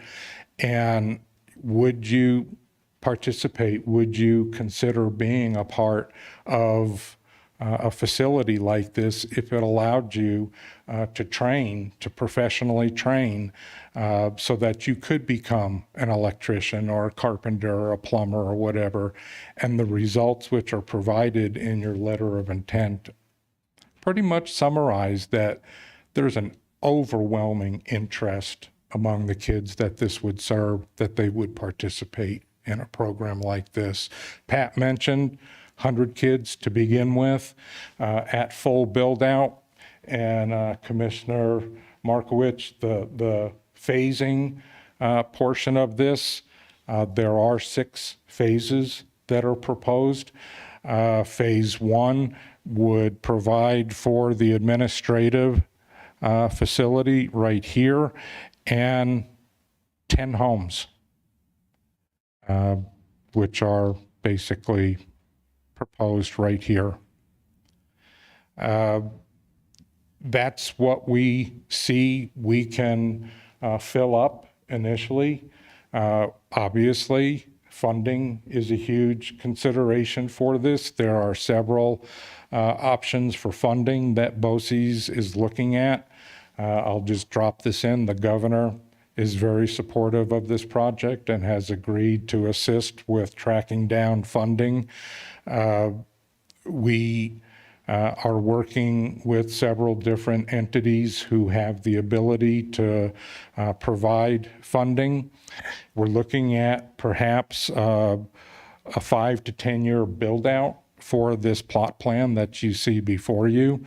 So it's not something where if they break ground tomorrow, this is going to be there in a year from now. This is a long-term plan, and it's based on the community need and how well this will be received, and also funding. We're looking, and I hate to mention dollars and cents right now. Let's put,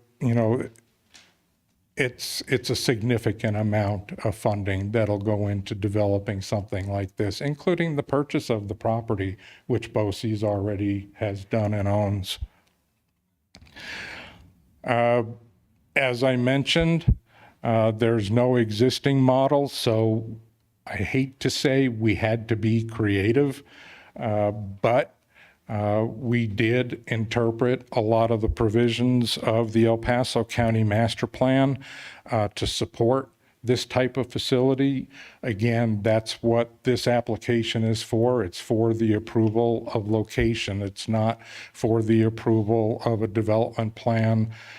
You'll probably see that in the future, near future. I know our development plan is in progress right now.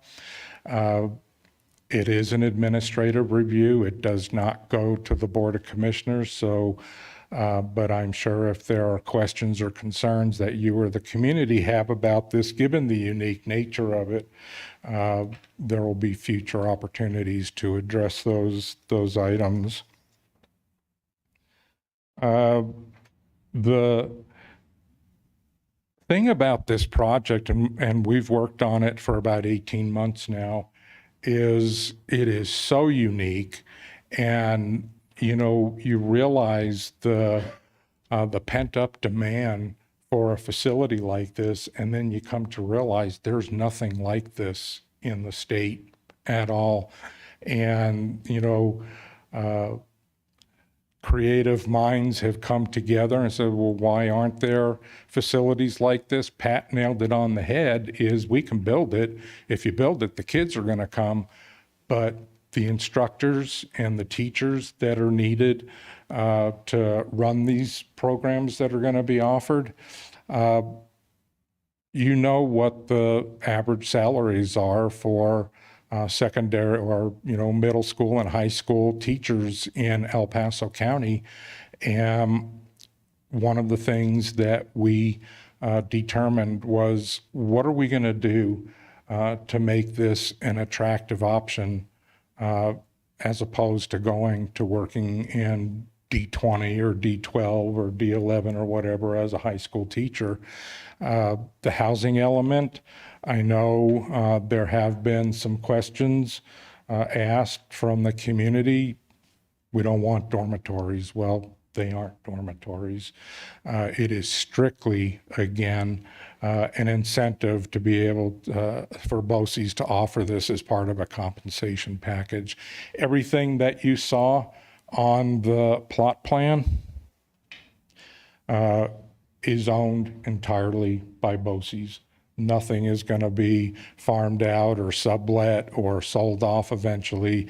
Everything, including all of the homes here, will be owned by BOCES. They are not intended for resale. And, there's 121 homes shown on this drawing. Maybe that's wishful thinking. That means if we need 121 homes, we've successfully hired 121 instructors. Again, 5 to 10 years is the projected build out for this. If we can fill 20 homes in the next several years, that I think would be indicative that we're doing our job. I think the location of this facility is appropriate. Just to refer you to staff's notes, the proposed development is for the establishment of a vocational school campus. Due to the use serving a public purpose, the proposed development meets the applicability for an approval of location as identified. And we think that this is an ideal example of a public facility that satisfies that criteria in the master plan. So I could go on forever because it has been a really exciting and educational project for us to work on. And I think this would be such a benefit to the community as a whole. And to have this located in El Paso County and become a model, we foresee other BOCES programs, and you saw the earlier slide of all the BOCES programs there are in the state of Colorado. It's only going to be a matter of time before they say, hey, the one in El Paso County works really well. This is something we ought to consider too. So with that, I'll be glad to try and answer any questions. Any questions from Mr. Gooman? Mr. Smith? I have two questions of clarification. When we first started hearing about this, you were talking more about special needs. Where are we going with that? Is it going to be severe needs children? We focused on the rural areas. The focus is on rural area kids and vocational education. Pat mentioned that they do, or BOCES does have, and Pat, you might want to address this better than I can as far as the special needs aspect of this. This is not a special needs facility. It does have a special needs element in it, but I will let Pat address that. So to answer the question about special needs, that's what we do as one part of my business in the building in town here. Eventually, I think that building will be sold and we'll move a school out there, right? if you're talking about severe needs kids, we have 4 different programs. We have the high behavior program, we have the dual diagnosis program, and we have our autistic program, and then we have the little kids. If there's a concern with special needs kids, I don't know if I get it. These are the highest risk, most needy kids in the state. Part of the problem that I have in the building that we're in right now is just the location beside I-25, some of the clientele that's around our building constantly and what goes on there. It's not really safe for children, if you want to know the truth. So eventually we would like to set the school out there. We got school districts that bus kids to us from all the way from Big Sandy, Simla, which is quite a stretch to get them into town. Part of the reason for the decision to pick up that piece of property, you've seen all of our member districts on the slide. All of those guys bring kids to me as well. And so, you know, if you're a D12 district, it's not that far of a stretch to get them to where we're talking about. Does that make sense? All in all, you're talking about maybe, we run about, if the other question is how many, we run somewhere around 80 kids. Now the second question is totally different, but that answers the first question. Thank you, because I know that there is severe need for more help in that area. Well, that's what my business is. And the other problem that we need, that we, you know, this is not really a great, in town, I have somewhere around 80 kids. The highest risk, most needy kids in this area come to us. And we have highly specialized people that work with these kids every day. Part of the thing that we miss, and part of my passion for this program, is I cannot offer these kind of programs to my kids in that building. I don't have the space, I don't have the room. And to me, it really bothers me to think that my kids don't get the same opportunity as other kids in the region because I can't create it for them. So a big passion for me, other than solving this issue for a lot of different school districts, and it solves it for a bunch, is try to solve it for my kids in my building in town. And some of these programs that we have, you probably read all the newspaper articles. We've created some really neat stuff. My kids can be a part of it, right? And they can go on and find some kind of a outstanding career. Right now, I can't do that. And so I really have I've done this a long time, and I'm really passionate about kids. You can probably tell.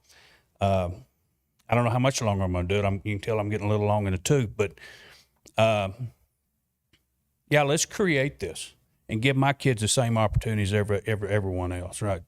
Second question, sorry, I didn't mean to interrupt. No, that's good, because the question was around the distance. There were comments about how far people have to drive to take the kids to and from. So it sounds like we're already covering great distances, moving it to another location. It's tit for tat kind of thing. It's somebody's going to drive far, somebody's not. You know, for us, it wasn't feasible to try to find a spot in town because you couldn't afford it. Right. Right. And I think it's the perfect spot. And I think it allows, you know, all the superintendents from 38 to Cripple Creek to Canyon City to D60 and everybody in between are colleagues of mine. This is a known thing that's coming. They all need it as well. Every one of them, they need this facility. And so it was a great place. You know, if you're in D49, we're in your backyard. We're in Peyton School District, but we're in D49's backyard. You know, if you look at the far eastern edge of 20, we're in your backyard. So it was just a perfect location, we feel like. So the second question is technical trades training. So right now, Pikes Peak College, I think that's what they're called now. Pikes Peak State College. Pikes Peak State College is doing that with a great many high schools here in town. It's probably not doing it to the level that you're talking about. Have you worked with them to balance how that's all going to work out? Constantly. So Pikes Peak State College, they basically run out of a space. They run into a space issue as well, and they run into an instructor issue as well. So when this thing is rolled out, Pikes Peak State College will be a partner to the point that they'll probably help us with instructors and things of that nature. They're reaching out to the rural districts now. You know, as a superintendent in this county for years, I don't know if you know where Little Edison is out east, if it's one of your schools. I bust them to Pikes Peak every day, and I picked up school districts along the way. That's a stretch for Edison. It's probably 50 miles or something. And so, yeah, Pikes Peak will be a partner. I talk with them constantly, so it's not trying to. Anyway, there's just a huge need for everything we're talking about, and Pikes Peak doesn't have the capacity to build it out any further. Perfect. Good answer. Thank you. Thank you. I just want to make one comment, and then we'll get to you. I'm aware that BOCES has had in the past and probably still continues a lot of different partnerships with other similar programs that aren't necessarily controlled exclusively by BOCES, but educational programs, vocational programs that are out there. So it's not like this isn't being created out of nothing. There's a demonstrated need out there.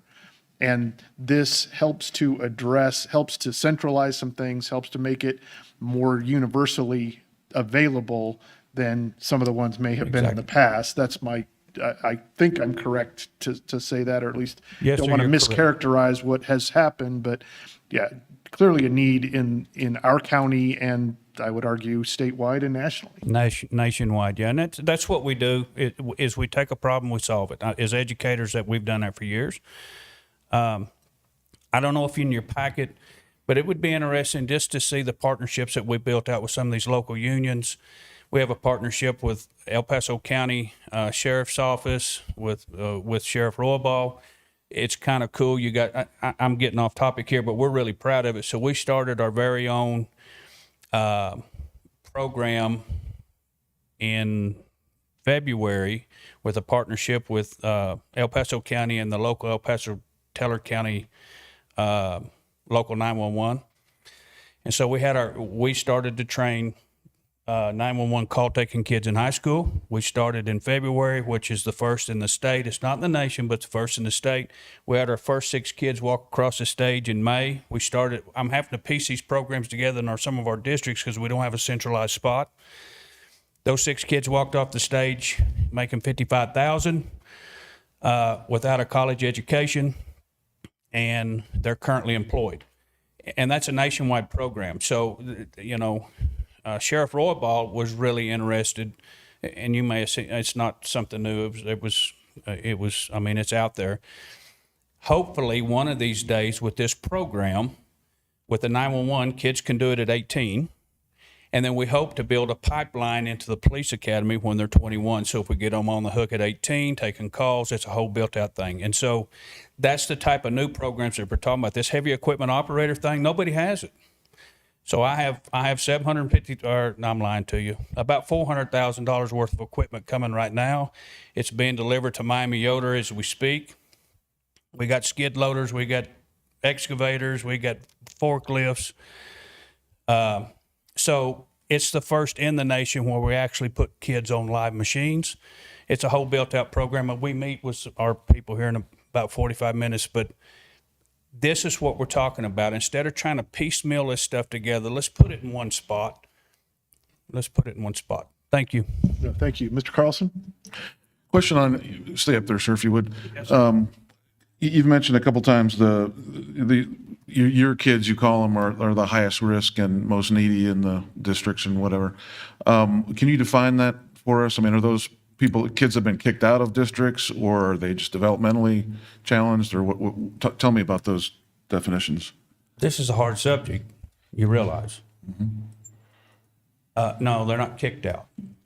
So, I have a whole special education team. Every school district has a special education team.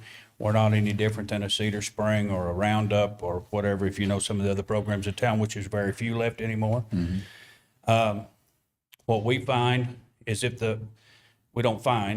both the special education teams deem that this kid needs to be placed at BOCES, that's where they're placed, because we have them in a smaller area, we have fewer kids, and we have highly specialized people trained to work with these kids. And so that's what it's all about.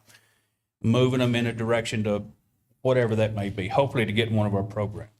So it's hard to talk about this, right? I understand. You serve various populations, right? Sorry to interrupt, but I mean, you're not talking about all the same groups of kids, right? It's, you're not serving just one need of, people that need, those special needs cover a range of things. I told you I've got 4 different programs. I've got the high behavior kids that are cognitively somewhat on track, that need direction, and they need programs like we're talking about, up to the severely blind autistic kids that have intense ABA therapies and things of that nature. And so when you're talking about a parent with one of these kids, it's extremely expensive. In our program, instead of having to go out to a private entity like a couple of them that we have in town, we work directly with our school districts. And then the school districts are a partner, so they come in, they work with their kids within our building, they see what their kids are doing, and this kid doesn't just get lost out here somewhere in a program that they never see. It's still a family-oriented thing. Their parents are in our building all the time. We work with their parents. So, Do you work with kids that just decide they don't want to go to college?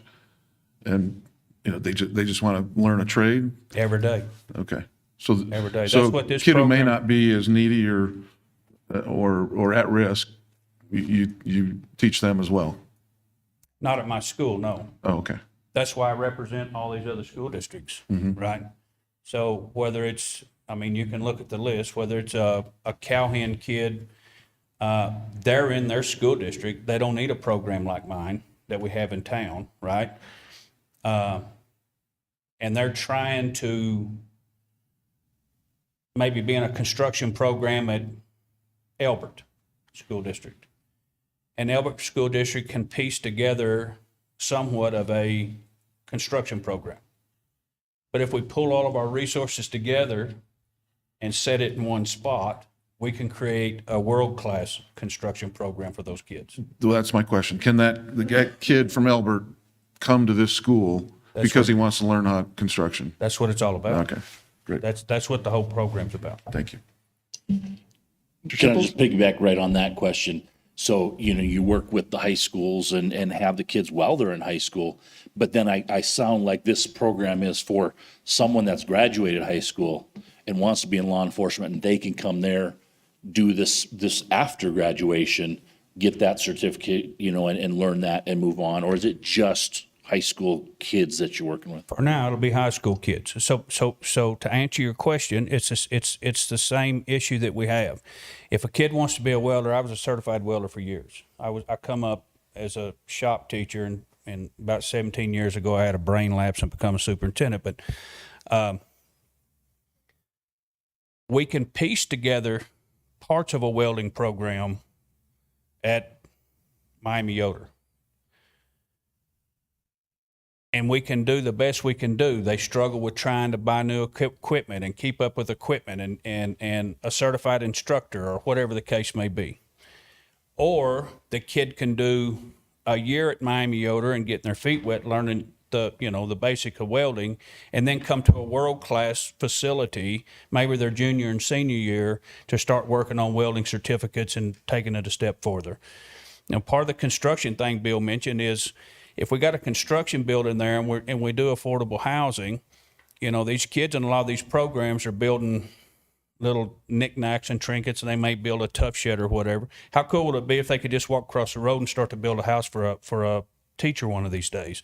And then they get flat work, they get plumbing, they get framing, they get trim, they get cutting in roofs, the whole ball of wax. We can't do that in small rural districts. It's just impossible. We think it's a good idea. Yeah. Clearly, you think it's a good idea, and I do too. So I've let us get a little bit off track here. So I'll try to pull it back. Any other questions?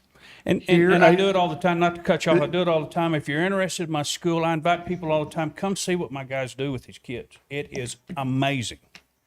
We got amazing staff, we got amazing people, we have people that are just committed to our kids. Come walk through the building. It's pretty cool. Most people don't know we exist. Well, thank you again. I'm gonna cut you off. I'll set you down because you can always come back. We're gonna turn to public comment at this point. and get back to our emphasis on the approval of location. The concept, I think pretty much everybody in this room thinks is a great idea. The location may be problematic for some.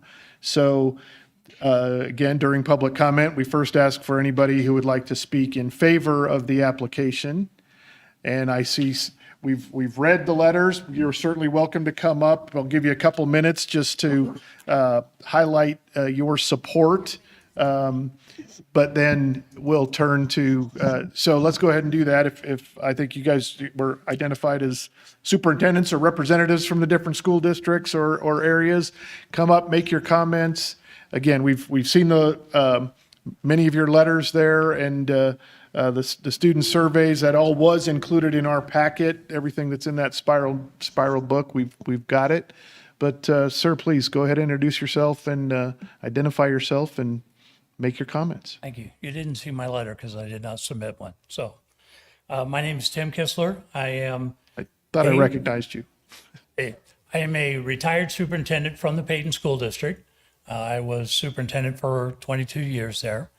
And I also, as part of everything that I've done, is I was part of the Falcon Peyton Long Range Plan years ago, about 20 years ago. But I also was part of creating the mill, which is basically a similar model to what we're trying to do. But the three concerns that I say that this is good is because, number one, as Mr. Brzezinski already said, is that for a Miami Yoder, for a Big Sandy School District to send any kid to a special needs school is over an hour away. So you have a special needs students in a bus trying to travel into town. So that gets problematic. It also gets very difficult. So having something in more of a centralized location is wonderful for a rural district. The second part is that Peyton had created an auto program. They created a woods program, which was part of the mill. And in creating that we offered up services to the other school districts. But just like Miami Yoder, Big Sandy, the time distance to be able to come. But if Miami Yoder wanted to start our auto program, now we're fighting against teachers. And as rural districts, we can't create that many different programs to have that many different instructors. So to have one location to where our students can go together, working with other students from the rural district, the placing now is within 25 minutes. We have Elbert, that is about 25 minutes away. Big Sandy, 25 minutes away. Miami Yoder, 20, maybe 7 minutes away. Edison. So it's a great central location where they have that opportunity to where Edison students may not have that opportunity on a daily basis. This is where we can bring the programs to the kids. But then as a superintendent, trying to find teachers, trying to find staff members in a rural district, because Falcon can offer a beginning teacher $7,000 to $10,000 more. We now have that opportunity with the housing to be able to offer that so that we can get those teachers to be able to come out to the rural districts. That's the other opportunity. But the other things that I wanted to quickly mention is that with what Mr. Brzezinski is doing, we have worked with the larger school districts to where if we are offering certain services that a Falcon or a D11 or a D20 won't offer those same, to be able to have one facility, one instructor, so we're not stealing from one another. So the districts and the superintendents have verbally agreed on many of these things that we're trying to do, that they would not overcreate what they're trying to do. So anyway, I believe it's a necessity, especially for the rural schools. Elbert, Peyton, Calhan, we have Big Sandy, we have Miami Yoder, we have Edison, we have Ellicott, we also have Hanover. Those are the rural school districts that need this facility where it is. Thank you, Mr. Kessler. Sir, come on up, please.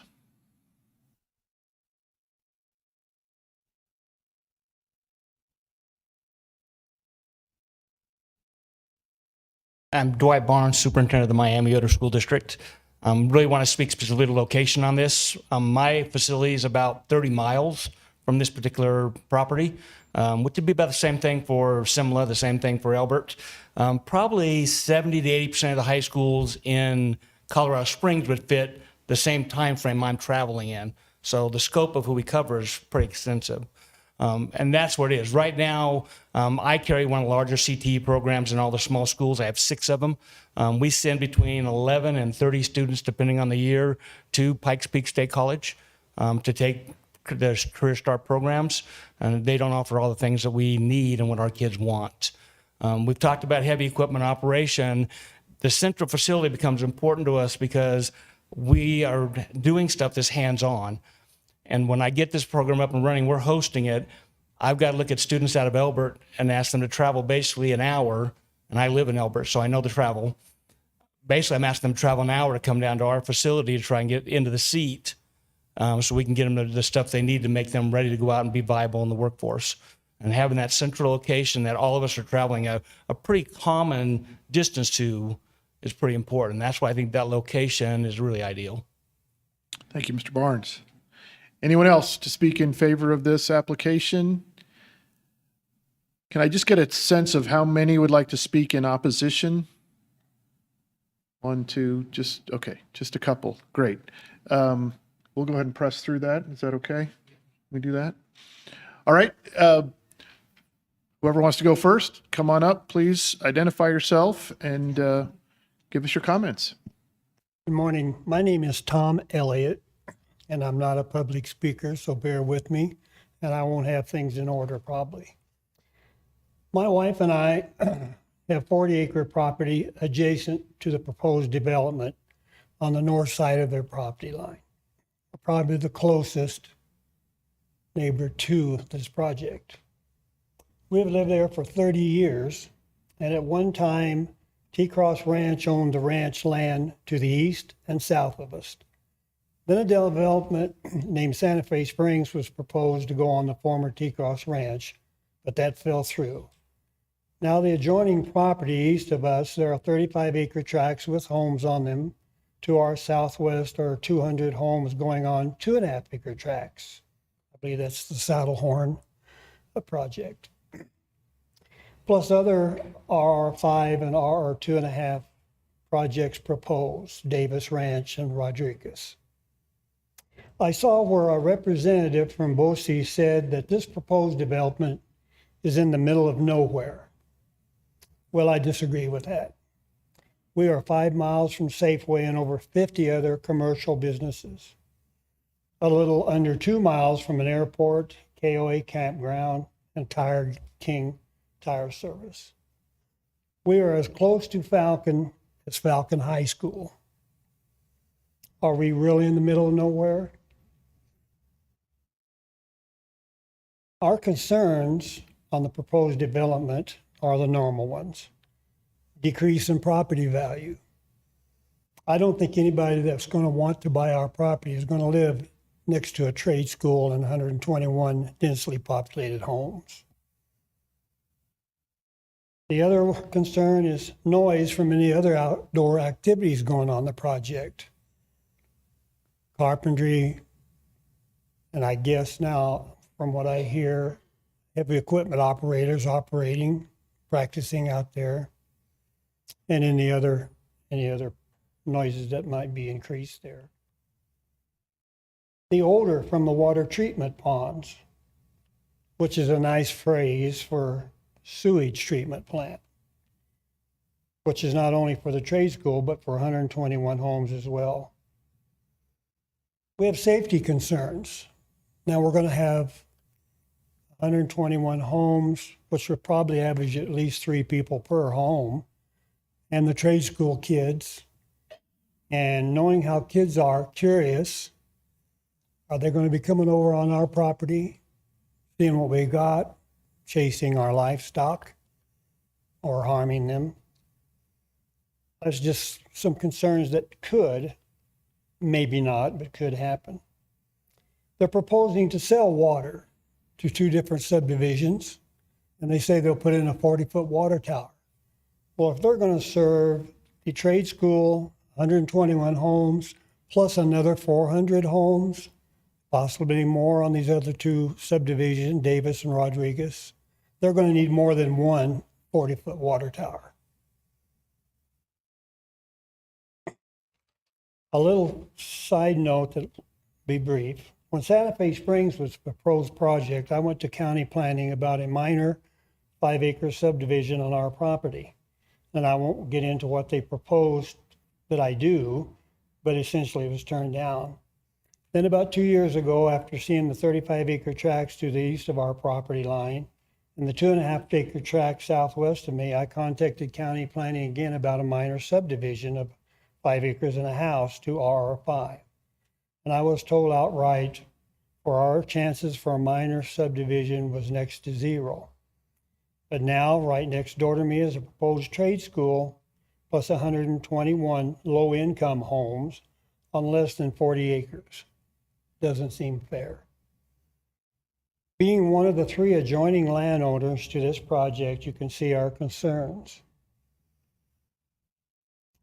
I see where they've already got involved with Governor Polis on this project. So I know that this project will be approved. But I wanted to show you how it could affect our lives. As far as Central Water serving the other adjoining projects, proposed projects, whether you had Central Water or individual wells, you're still taking the same amount of water from the aquifers. I just want to thank you for your time and listening to me. Thank you, Mr. Elliott. Sir, come on up, please.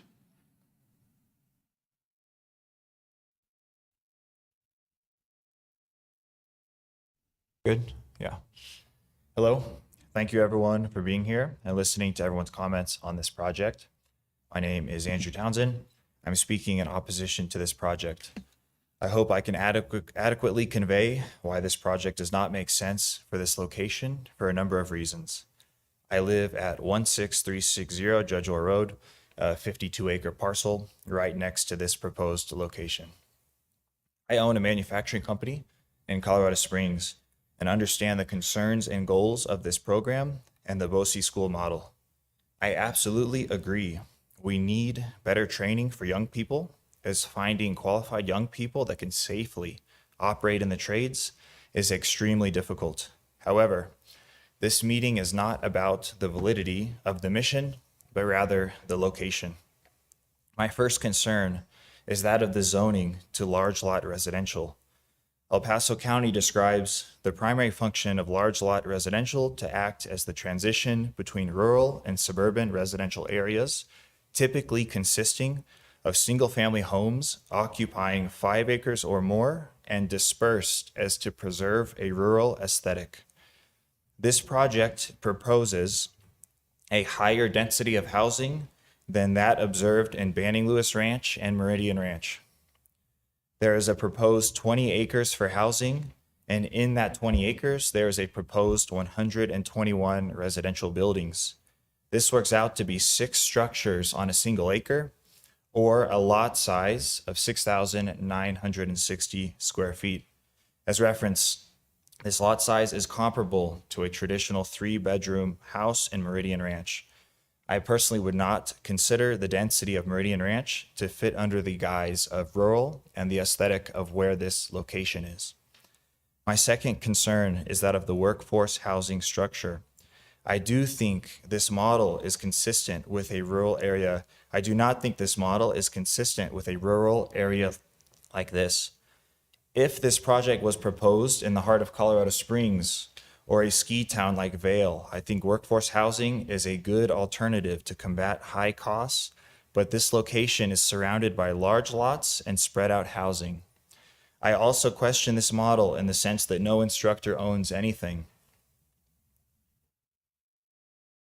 The potential turnover of instructors year to year seems more like to that of an apartment complex than that of a residential neighborhood where the people living there are invested in that exact area for their own property values as well.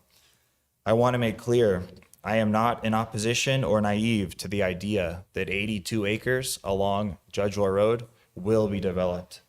We understand in most of my neighbors that something will go there, as we've seen with the 5-acre and 2.5-acre plots. It simply does not make sense to put 121 houses in this small area. It seems a division of a large lot residential would be more akin to 2.5-acre lots or even 5-acre lots, which is, as we saw, literally everything else in this location, which is what we're talking about, obviously. My third concern is that of the location in relation to the students and teachers this project serves. The school districts that are directly in association with Pikes Peak BOCES are all located east, although there's some that are further south, but primarily east of this location. If you look at a zoning map, we're about as far west as you can possibly get in the Peyton School District zoning. It seems more logical to approve this location in an area that's more central as well as cheaper to the zones that this serves. There's many lots, 35-acre to 100-acre in Calhan, that fit the bill, middle of nowhere, significantly more than this location. Again, I do not disagree with the actual aim of this mission. I think we do need more kids coming out of high school with more experience in trades that we can't easily fill. I travel all over visiting manufacturing companies that have this same exact problem. I just don't think this location is consistent with the zoning of the area.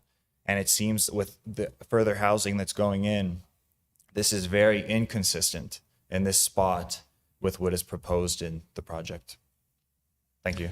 Thank you, Mr. Townsend. Is there anyone else in the audience who'd like to speak against this application? And we still don't have anybody online. So we've provided the opportunity. We'll close the public comment period and ask the applicant to come back up if you have any last words for us. Yes, thank you, Mr. Chair.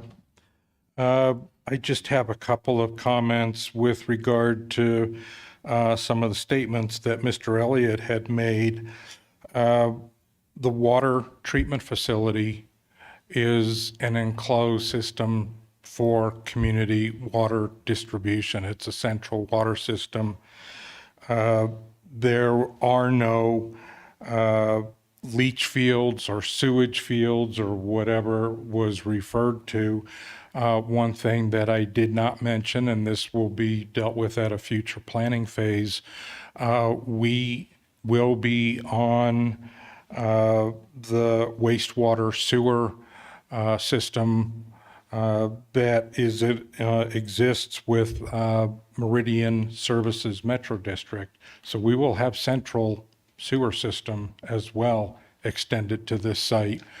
There will be no sewage whatsoever on the site.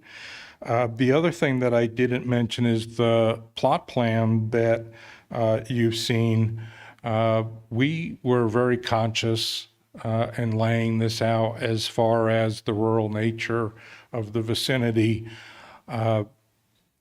There is 27% of this site allocated as open space.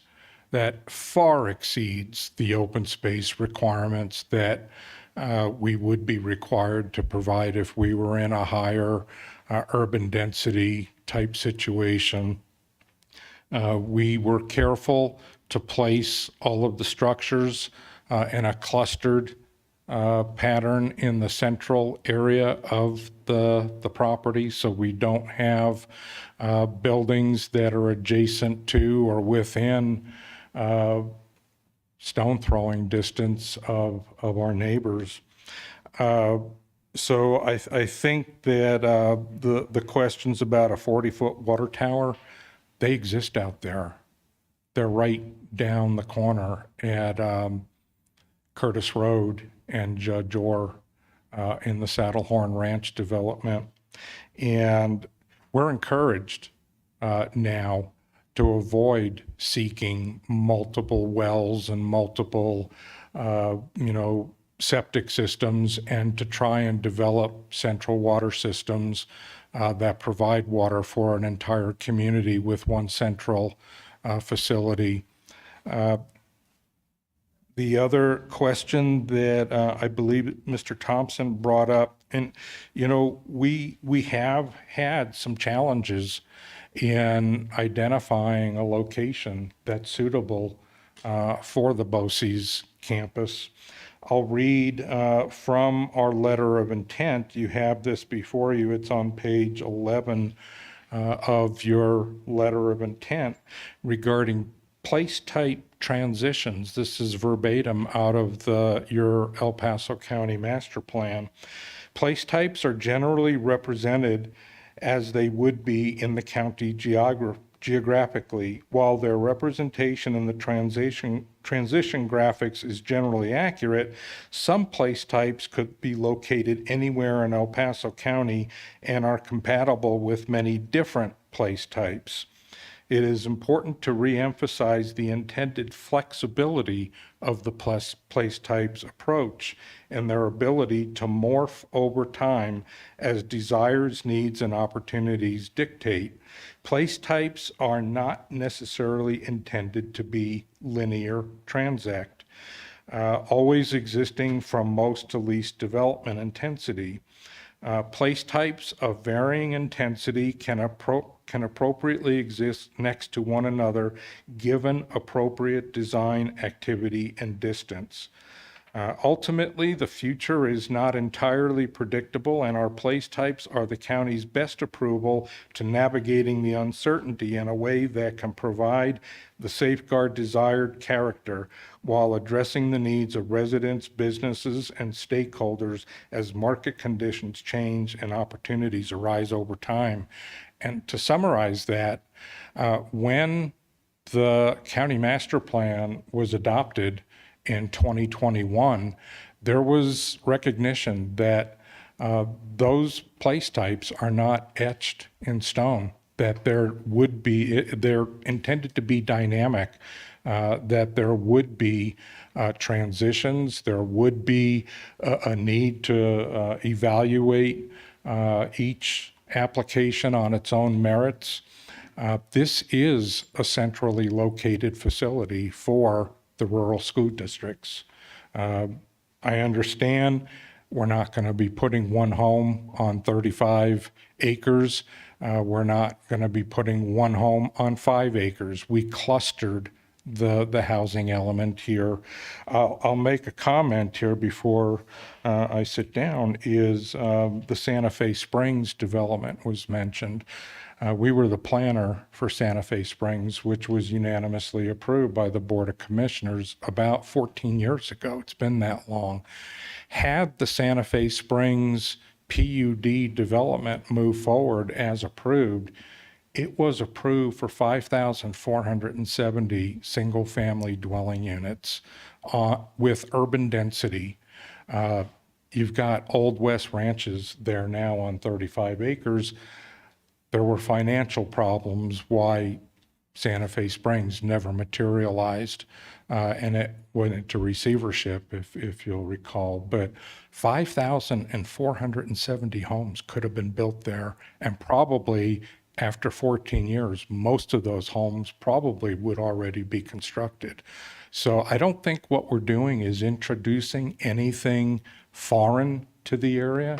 This area has been primed for urban density development, and we're not even looking for approval of urban density. This is a campus, and 27% open space with, that is, I think, in keeping with the intent of the vicinity and why we're seeking approval of location for this area. I'd be glad to answer any questions, but I would encourage your support of the application as submitted. Thank you, Mr. Gooman. Any questions for the applicant? I don't see any. Mr. Markowicz. I know we're not at the very, very detailed part, but from a transition to the neighbor properties, To what extent are you going to be using fencing, landscaping, trees, other things to block views from neighbors to the campus? What type of screening do you anticipate? Obviously, again, I know that you probably aren't at that detailed point yet, but in general, do you intend to have a fence around the whole property that will block it? Is it going to be partial? What are you thinking? Good question. The property's fenced now. I'm told by Pat that there's a lonely male bull that grazes on that site. I've tried to avoid him, but I'm thinking like opaque. correct. The intent is not to fence the property. There is a buffering requirement per code, per the county planning code. A landscape plan has already been devised that addresses and satisfies that buffering requirement.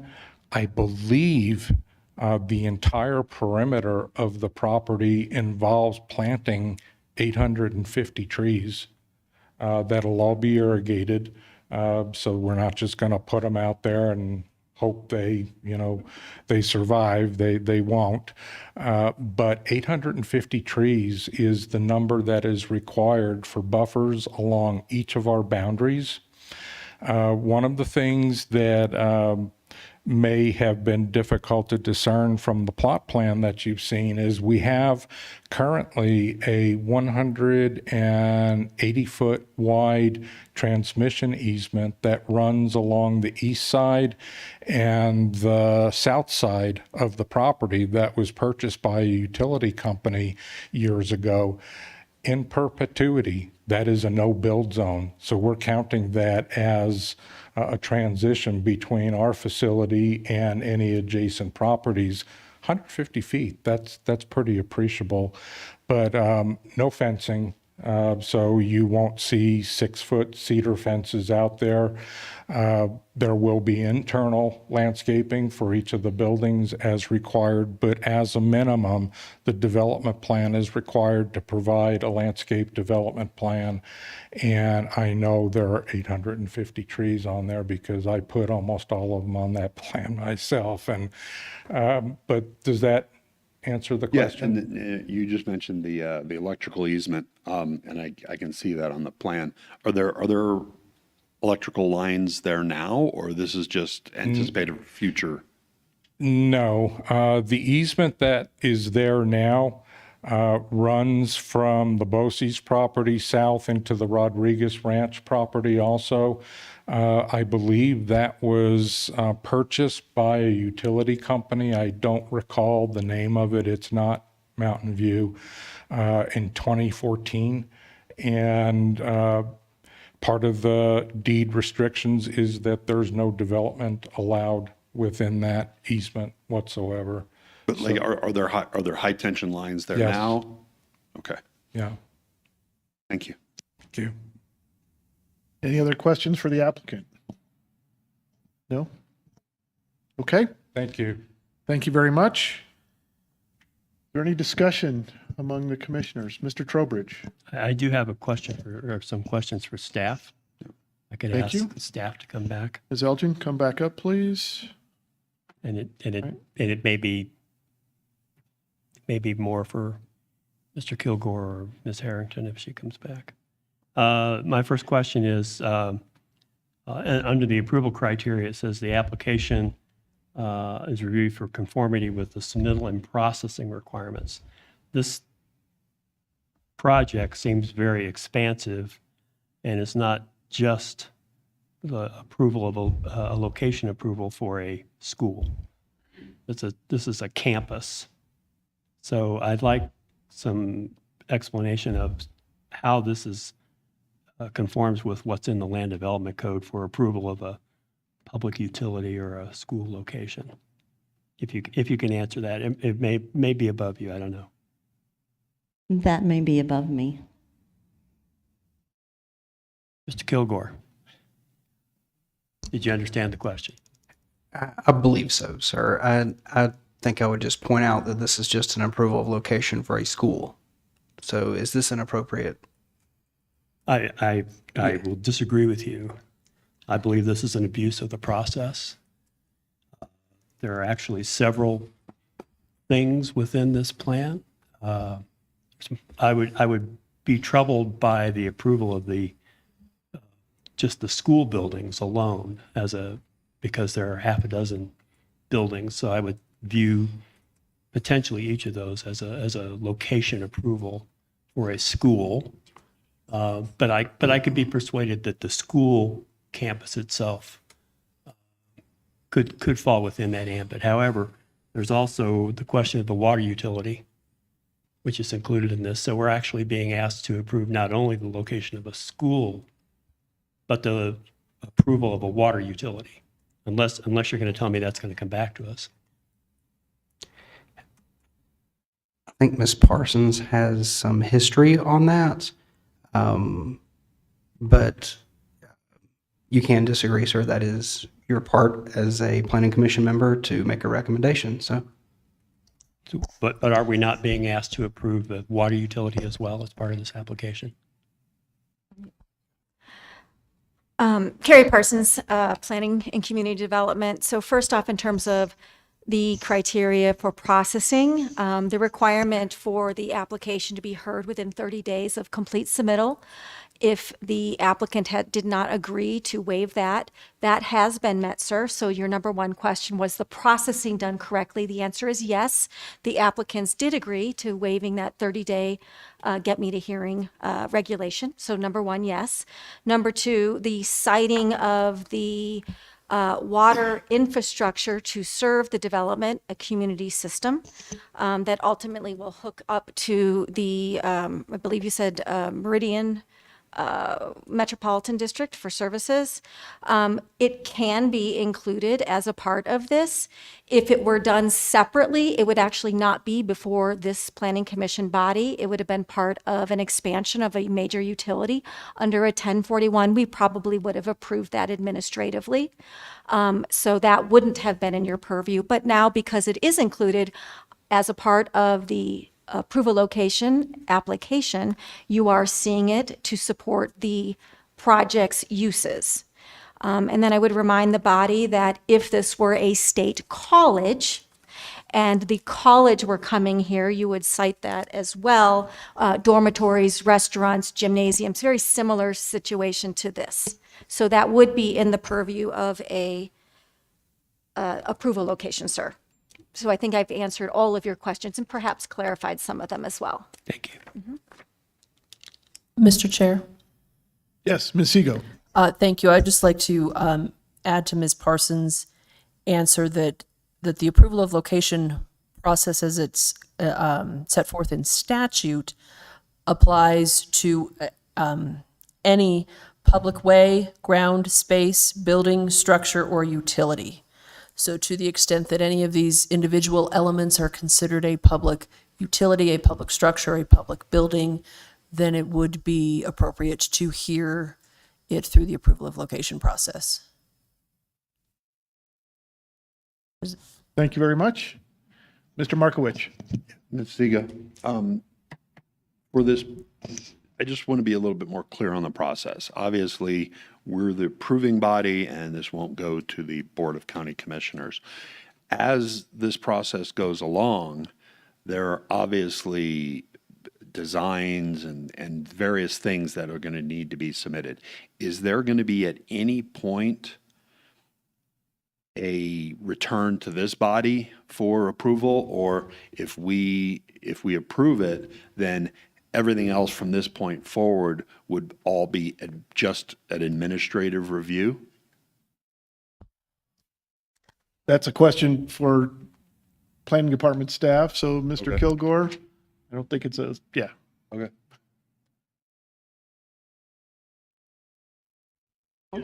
Well, right. I'm sorry. You're the planner, Ms. Elgin.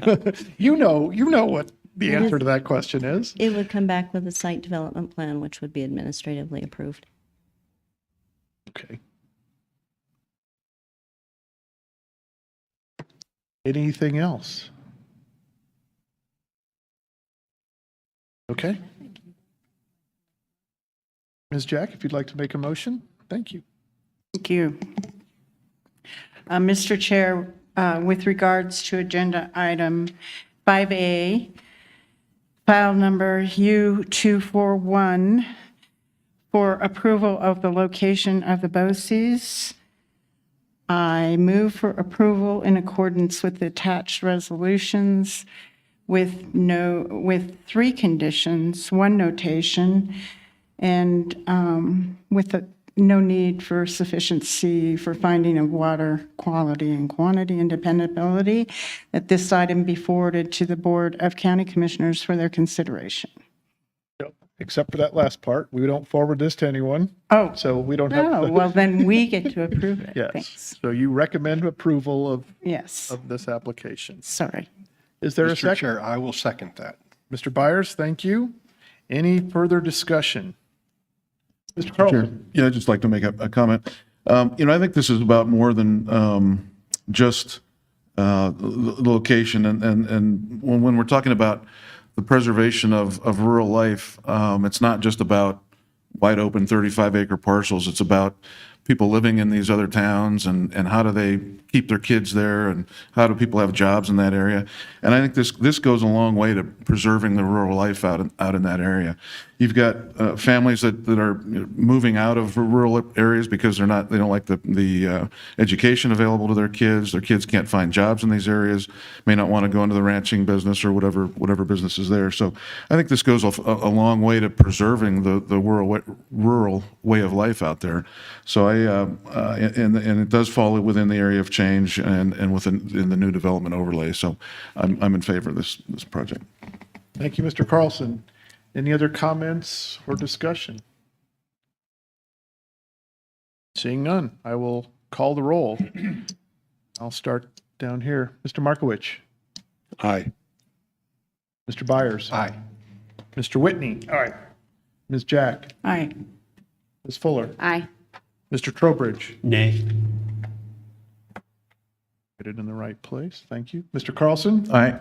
Mr. Shipples. Aye. And the chair votes aye as well. So this application is approved by a vote of 8-1. You have any other comments, Mr. Trowbridge? I don't agree with the location. I'm in agreement with the general principle, but I'm troubled by, again, what I consider an abusive process here in that the water, we got no report on the actual water. The county attorney didn't chime in with any approval of the fact that they have sufficient water. And we got no review over the housing portion of that. So I just think it's a little bit much. So Thank you. It's important to capture the comments and your concerns. Okay, we have one more item on our regular agenda, which is the Special District Service Plan. We're going to take a break though first. So let's come back here at 12 o'clock.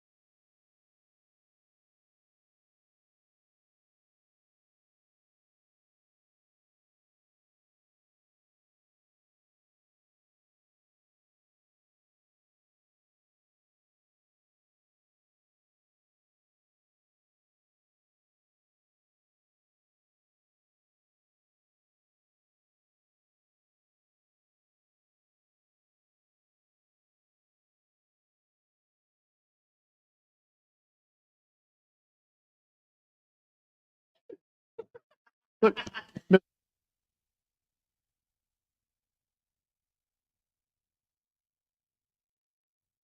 It's not a public. call back to order. We are now on agenda item 5B, file ID 243, a special district service plan for Prairie Ridge Metro District. Congratulations and welcome. Thank you. Carrie Parsons with Planning and Community Development. See here, let me pull up our presentation.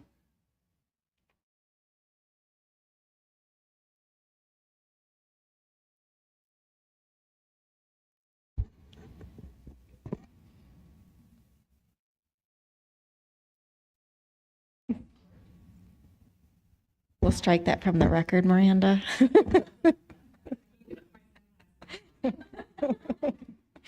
Okay. All right. Sorry about that. If there's anybody watching remotely and you would like to participate in this hearing, if you could please email our staff, our clerk, and we will get you in the queue. This is a request for a 142-acre service plan under Title 32, known as the Prairie Ridge Metropolitan Districts, number 1 to 3. It does include a maximum debt authorization of $50 million, a debt service mill levy of 50 mills for both residential and commercial, and an operation and maintenance, or O&M, of 10 mills for a total of 60 mills. So it is within the allowances within the El Paso County adopted policies and model service plan. The mandatory criteria and the discretionary criteria is included in your staff report packets, as well as located on the screen, and I will display this at the end of the hearing items hearing. The purpose of the district is Ms. Parsons, I'm sorry, I have to stop you right there because I did not do my job properly and need to announce for the record that, and this will be inserted in the correct place. Yeah. But we did lose a couple of voting members before we started. Mr. Whitney and Mr. Carlson could not stay, so we will add Mr. Smith as a voting member. We will have 8 commissioners to vote on this. And like I said, Ms. Benson will fix this and make it look like I did it right the first time, but I wanted to be sure that it is, in fact, in the record. And now you may return to your presentation. Thank you. Regular scheduled Okay. presentation. Thank you.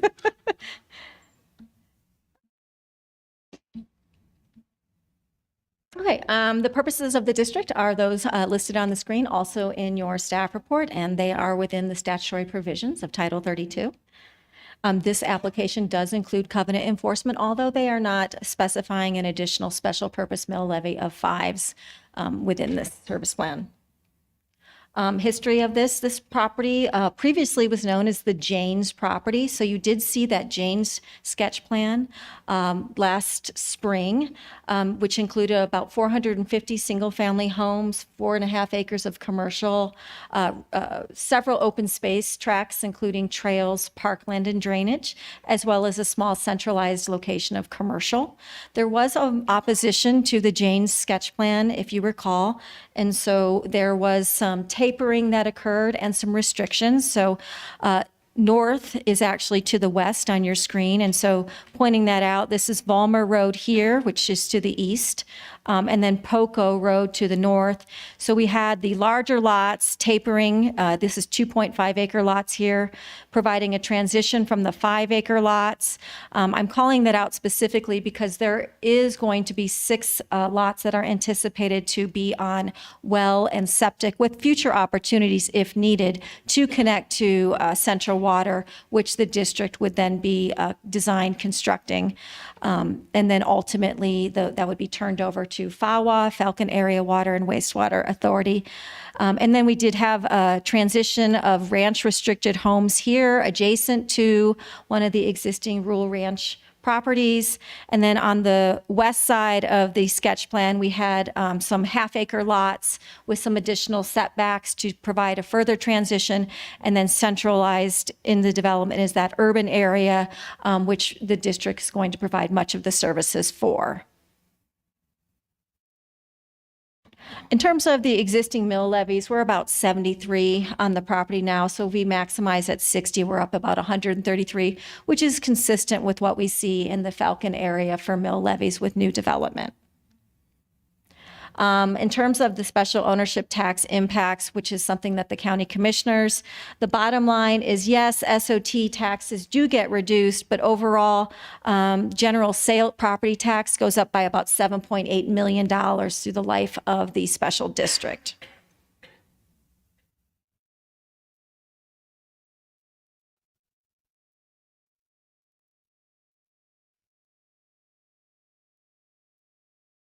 You can, thank you. Okay, want to also mention that this service plan does include the public improvement fee, or a PIF, on all of the commercial transactions within District 1. And that revenue is pledged to pay back the bonds.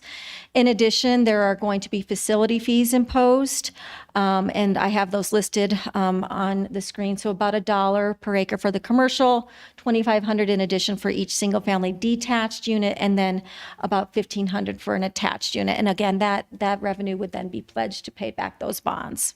And any specific questions related to that, I'm going to defer to the applicants to answer those.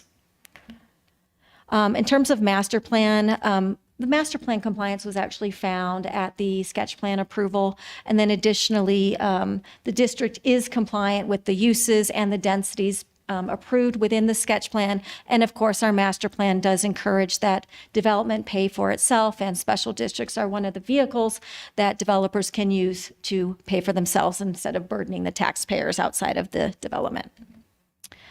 Summary of application.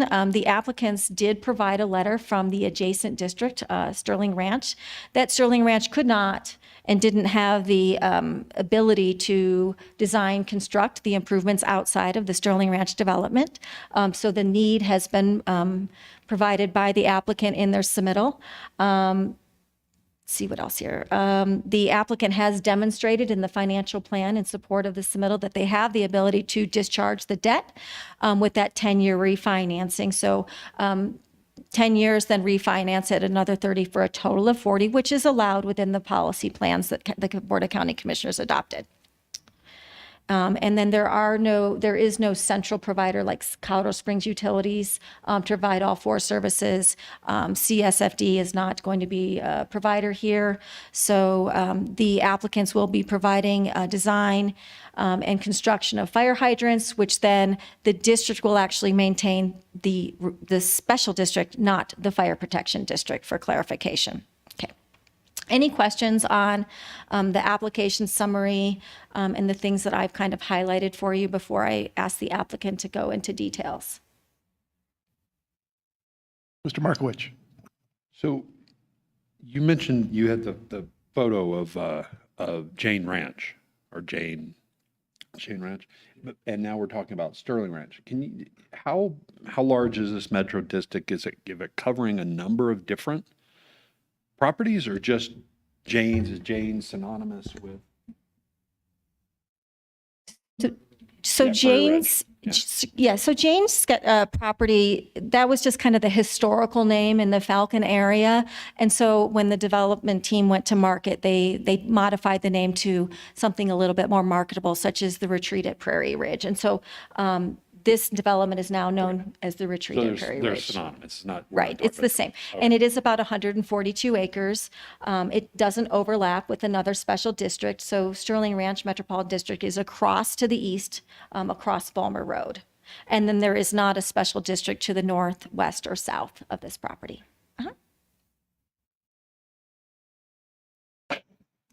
And if that's it for staff, I'd like to ask the applicant to come up. Please do.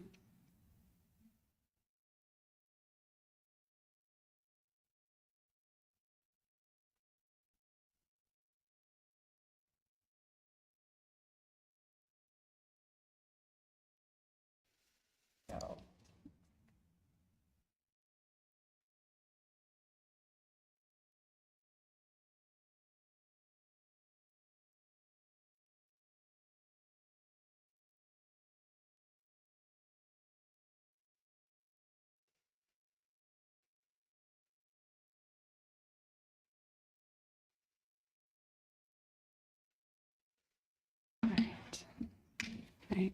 Good afternoon, Mr. Chair and fellow commissioners. My name is Nicole Paykoff on behalf of the applicant for the Prairie Ridge Metropolitan District numbers 1 through 3.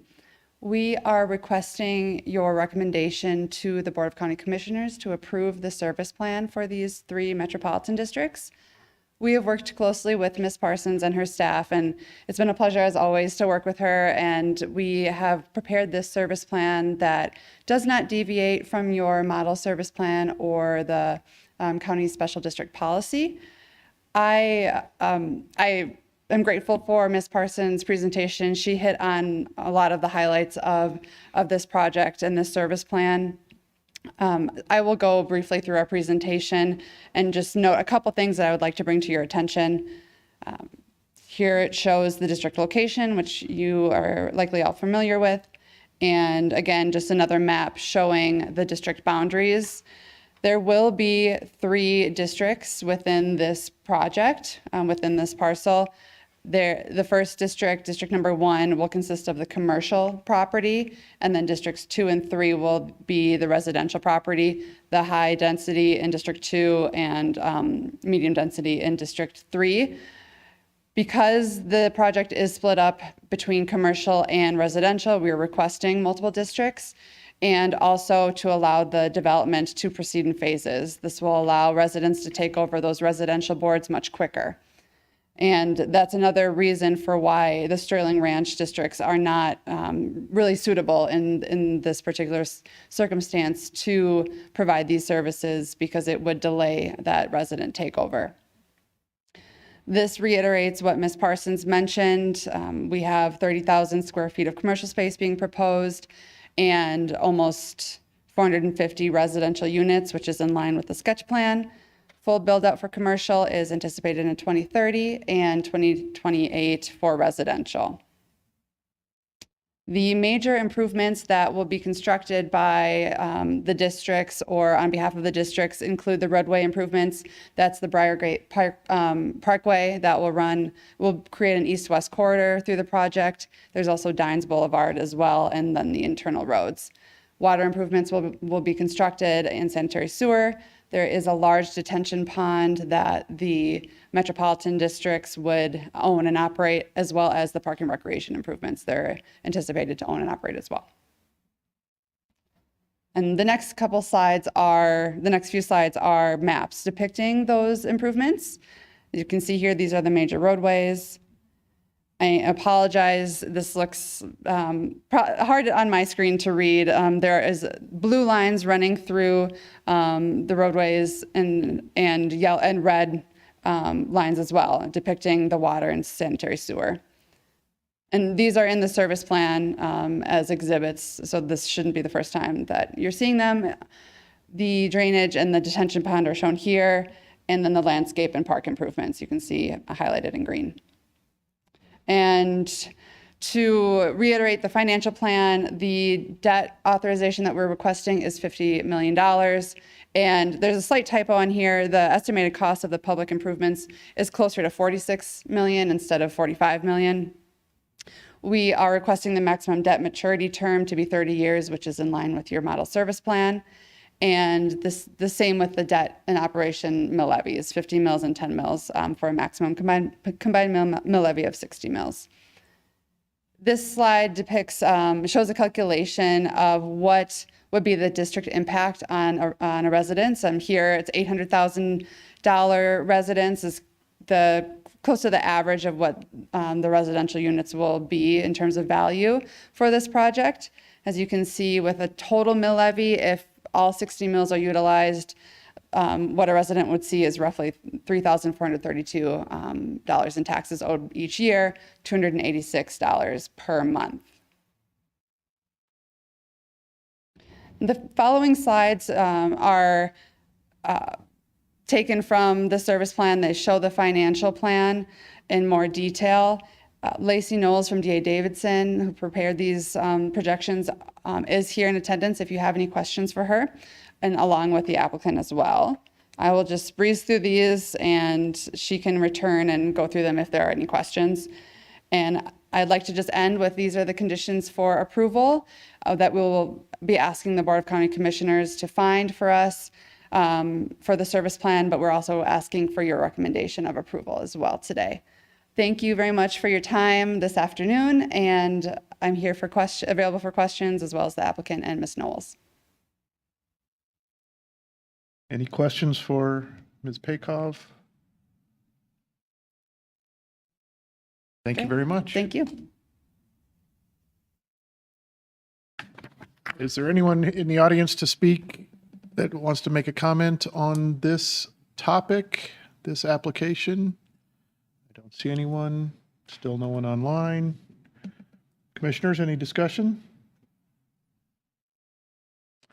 If not, I'll entertain a motion on agenda item 5B, file ID 243, the Special District Service Plan for Prairie Ridge Metro District, Districts 1 to 3. Mr. Chair, I'd like to make a motion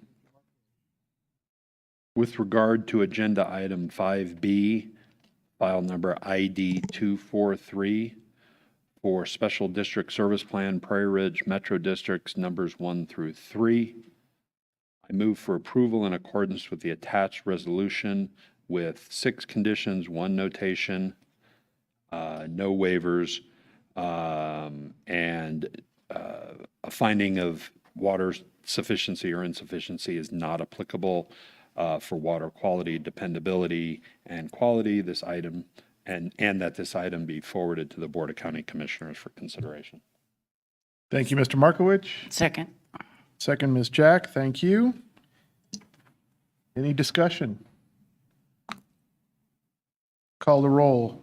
He's been waiting all day. Now Mr. Smith gets to cast his first vote of the day. Aye. Thank you. Mr. Shipples. Aye. Mr. Trowbridge. Aye. Ms. Fuller. Aye. Ms. Jack. Aye. Mr. Byers. Aye. And Mr. Markowitz. Aye. Chair will also vote aye. We will recommend approval to the Board of County Commissioners. Thank you all very much for your time and attention. We have one more item on our agenda, which is a non-action item, the kind that we all like.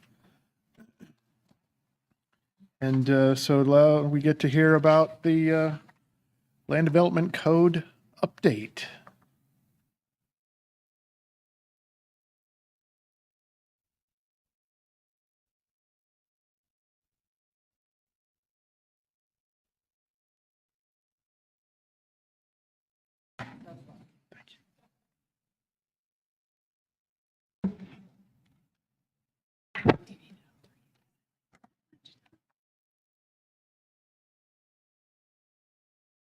I think this turned off. No one wanted me to talk. Kylie Backley, planner with El Paso County. I would just like to introduce Elizabeth Garvin with Clarion and Associates to give a brief overview of the Land Development Code Assessment. They were here a couple months ago to kind of give you an introduction to the project, and now we're going to be talking about how we're moving forward in the work that we've done so far. Kylie. Excuse me. Hello, everyone. I'm Elizabeth Garvin with Clarion Associates in Denver. I think I'm what stands between you and lunch, so we won't belabor this today. So we're back in front of you today because we've completed the draft of the Land Development Code Assessment. And this is a document where we start to outline some of the changes we're going to make as we get into code drafting. And we haven't shared a copy with you guys, although I realize looking at the count up there, I have enough hard copies to hand out. Can I go ahead and do that? Okay, give me 1 second.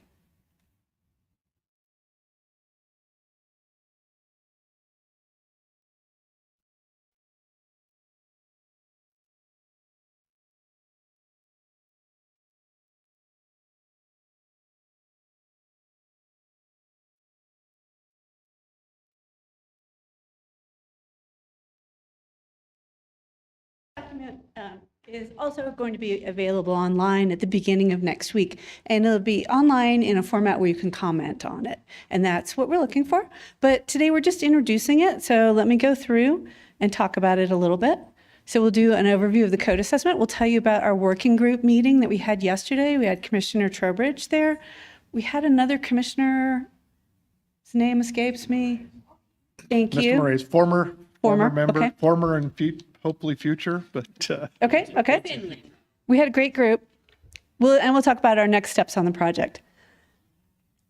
So in terms of project timeframe, we're moving along. We're finishing up phase 2, which is this code assessment document and some kickoff meetings with the public.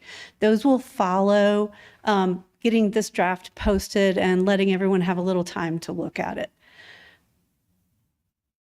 So reminding everyone what our project goals are, or talking about them for the first time, since I missed the first Planning Commission meeting. So we've got 4 big goals that we're shooting for in this project, in which we're going to take apart the land development code and put it back together. We're going to modernize the code using a community-based process. We're going to focus on regulating what matters to El Paso County without over-regulating. So we're going to try to do that balance thing, hitting the stuff that's important, not putting things in there that are unimportant. We're going to create tailored standards for development, and by that, and particularly in El Paso County's situation, we mean we don't want to create one-size-fits-all regulations. We want to recognize that parts of the county will remain rural and agricultural, and parts of the county are urbanizing quickly. And we want to be able to put standards and zoning districts in place that recognize that, so you guys don't feel like you're in a position of trying to squish the square peg into the round hole as applicants come in front of you for things that should be allowed. We are going to look at establishing development processes and procedures that result in predictability for applicants and for reviewing bodies, so we all know what we're doing, why we're doing it, and how we're going to get there. And then finally, we're looking to make the document more simple. It's still going to be a legal document. It will still come in with a few hundred pages, but we're going to make it more user-friendly, more easily searchable, and easy to understand. We're going to add graphics to it. We're going to add tables to it. We're going to try to make the information that somebody needs pop out of the document. So why are we here? Why are we all doing this? You guys are probably the group I need to explain this to least of all, second after staff, right? So the current code was last comprehensively updated in 2006, 2007. Development has changed quite a bit since then, changed significantly in the last few years. The current code, while likely very good in its time, is now challenging to use and can act as a barrier to the implementation of county development policies and the El Paso Master Plan.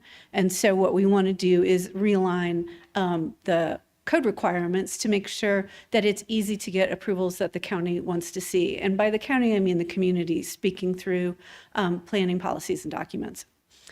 And then finally, the code assessment, which you guys have the hard copy draft of, and you can get the other version online, it's based on our preliminary discussions with staff and Clarion's review of the policies and plans and current regulations. So we draft it to give everyone something to respond to, because we find that when we sit down with people and say, tell us what's wrong, we get the blank stare.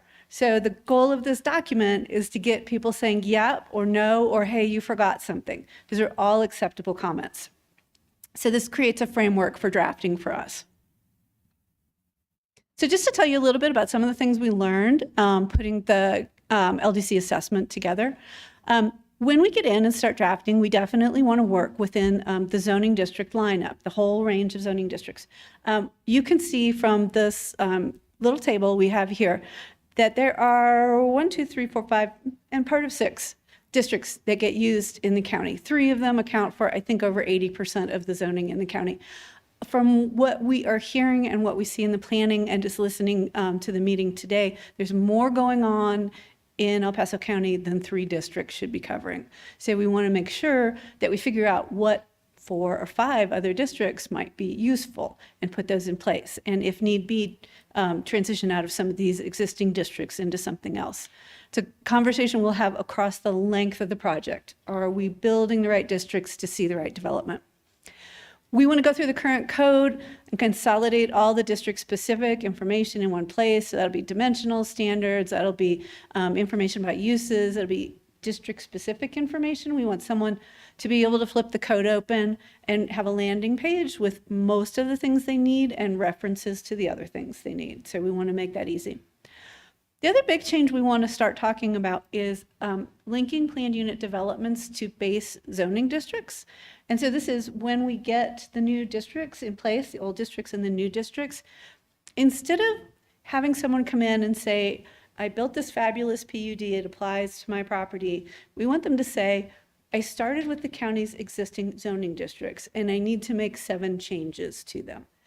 The reason we want to try to do this is because that keeps us from drafting plan unit developments that people can't interpret 20 years later because not all the terms are in there.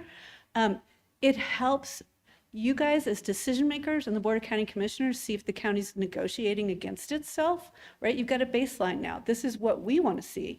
So tell us how you want to change it, and then we can understand if that fits into our understanding of development in the county. So we want to kind of raise the bar on that. Definitely don't want to take it away. It's an excellent tool, but we find from communities across the state who have lived and breathed the PUD thing, about 25, 30 years out, you start really having problems with them because nobody remembers why we did it this way. So I will be retired and sipping wine on my porch, but I don't want that happening to the next planner. So that's some of what you're going to see us do with the zoning districts. The other thing that we're going to do, so we've shown you a page here. So this is a sample of what we do visually with the zone district page. We're also going to work with the place types in the My El Paso master plan. The master plan isn't going to have a one-to-one connection to zoning. It's a bigger document. And so we come in underneath and figure out opportunities for development within those place types. So we'll be talking about them, but there will be wiggle room within the place types in terms of development. We're going to update the use table, organize the use standards, make it easy to find stuff. I think we probably told you this when we give you documents to look through. They'll be hyperlinked so you can click on cross-references and go find what you're looking for. One of the things that we do now for development is we try to be really flexible with uses. We don't want to regulate around a use. We want to regulate around a structure or a development pattern because that's what, once you approve it, you get stuck with. Right? If we approve an Olive Garden, it could turn into an Applebee's, it could turn into somebody's used toy store, who knows what it could be down the road. The building stays. And so we're going to kind of mush down uses a little bit, but remember what's important about them when they are in place, how they impact what's going on around them. There's a whole range of development standards in the current LDC. We'll be working with parking, lighting, landscaping, environmentally sensitive areas, open space. So across these sections, this is really where we want to look to fill regulatory gaps. We understand that there are some conflicts in the regulations. We want to make them as clean as possible, easy to interpret. We will go with standards in some cases where you see we have rural, suburban, or urban standards. In the larger counties we work in Colorado, that tends to be lighting and parking. We stay out of ag sites. They do what they want to do. We don't tell them that they have to have, concrete parking or anything like that. But we treat urban settings very differently. And that's part of where we'll want feedback from you. That's not true. We'll want feedback everywhere pretty much. Administration and procedures. So we're going to roll some of the procedural information back into the code. It's important for applicants to be able to get their hands on everything they're doing and to set expectations about what is in a process and how long it takes. We'll work to standardize the way the processes are drafted. So if you're reading it, it has 6 steps. What are they going to be and where do they go? We will make sure that every process has review criteria. And this is a place where we find planning commissions like to be involved in the discussion because this is what we're asking you to look at and the findings that we're asking you to make. And then we'll look for opportunities to streamline. Interesting to me, most of the streamlining doesn't take place in the procedures, it takes place in the regulations. In the regulations, we move uses away from special or conditional use approval and we make them approved by right. We take out standards that require anything to be elevated to a hearing to the extent we can, because we really want to focus on those things that are important in their impact and send those to you, and unfocus on those things that are not important in their impact and let staff approve those. So that'll be a conversation we're having. You can see from this slide and in the draft that we'll be going with different tables in the procedures to help people find information. Also helps us as we're reviewing it and having a conversation about it. Last up, user friendliness.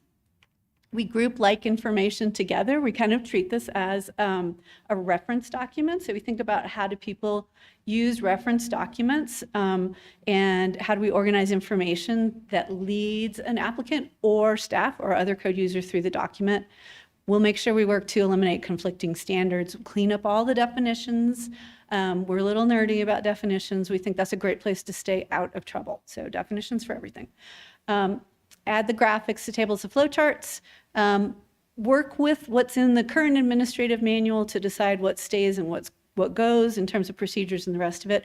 And to the extent we can, which is most of the time, we draft in plain language, right? So I will say it will have no heretofores, whereafters, or my least favorite, such, will not be in there.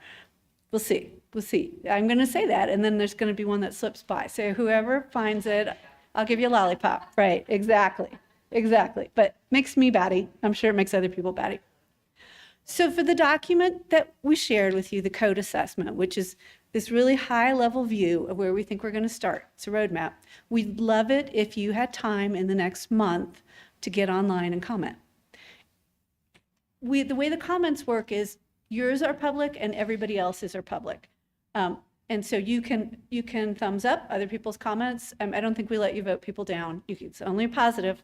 We're shooting for that. And or you can make your own comments. When we met with the working group yesterday, we told them that if they signed in with like a WG after their initials, we can sort the comments by working group as we get them. So if you want to put a PC in your initials somewhere, we can sort the comments and come back to whatever planning commission wanted to comment on. If not, we will share all comments. That's going to be what we do. We don't rewrite this document because by the time everyone's read it, usually most people say, okay, fine, stop, go draft the code. They don't really want perfection in this document. They want to know where we're starting. So, but we will share all those comments with the public. So tell you just a little bit about what we heard out of working group yesterday. Great group, super excited. I think that we are going to get a lot of benefit from their experience in this project. So they are really looking more forward to that user-friendly code for staff, applicants, and decision makers. The first comment out of the box was dealing with the differences between urban and suburban development and have a code that is more balanced, so still reflecting the rural and building in the urban and suburban, so not everything is a PUD, which leads to the next comment. Rethink the PUD process and add in flexibility for conservation subdivision. So make it so that if someone wants to do conservation subdivision, they can shrink the lot size proportionate to the amount of open space or protected area that they provide. So that was way in the weeds. We'll get to that. Create predictable processes that are linked to things that are going on in the code, and then remove duplication and conflicting standards. This is just a sample, and literally we gave them the report at the beginning of the meeting because we kind of wanted to walk everybody through it. About 45 minutes in, they were like, okay, here's where we are. So they're on it, and they have committed to working through this project with us, and we're really excited about that. So kind of coming around to the end here. We anticipated we'd meet with them 5 times. Listening to the conversation and how ready they were to go, we may meet with them more times because they may be well into the drafting process with us, which is great. That's what we'd like to see a working group do. So as we hear from them, we do exactly what we're doing now. We bring their comments back to Planning Commission and we take their comments up to Board of County Commissioners. So we try to maintain an open conversation across our topics. Our basic meetings with them are going to be every time we have a deliverable. So we've got 4 deliverables after this assessment. So we'll do districts and uses, we'll do development standards, we'll do procedures, and then we'll consolidate it. And we have agreed to work with them and meet as often as they want to, which would be great. So for our next steps, we're going to kind of straddle phases 2 and 3 for the next month here, end of August into early September. We're going to start watching for comments coming in on the document so we can get going on districts and uses. And we're going to do some community outreach. So across the project, we'll do community engagement tech. So we'll do online engagement and touch. So we'll do in-person engagement.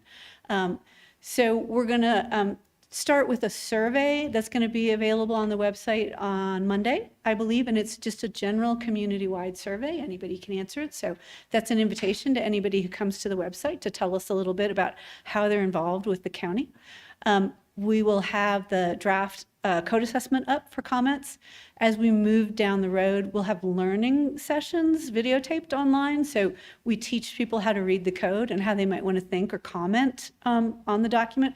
We don't tell them how they want to comment. We tell them the process for commenting. We'll also have maps up. So story maps that tell stories about zoning and development in El Paso County. And then we create an interactive zoning map so people can check their own property and see what changes we might be looking at. This first group of meetings that are coming up, we will do stakeholder and focus group meetings. So we need to touch base with a whole series of groups within the county, military and builders, and we've got a list going. So we'll get those teed up so they can respond to this report.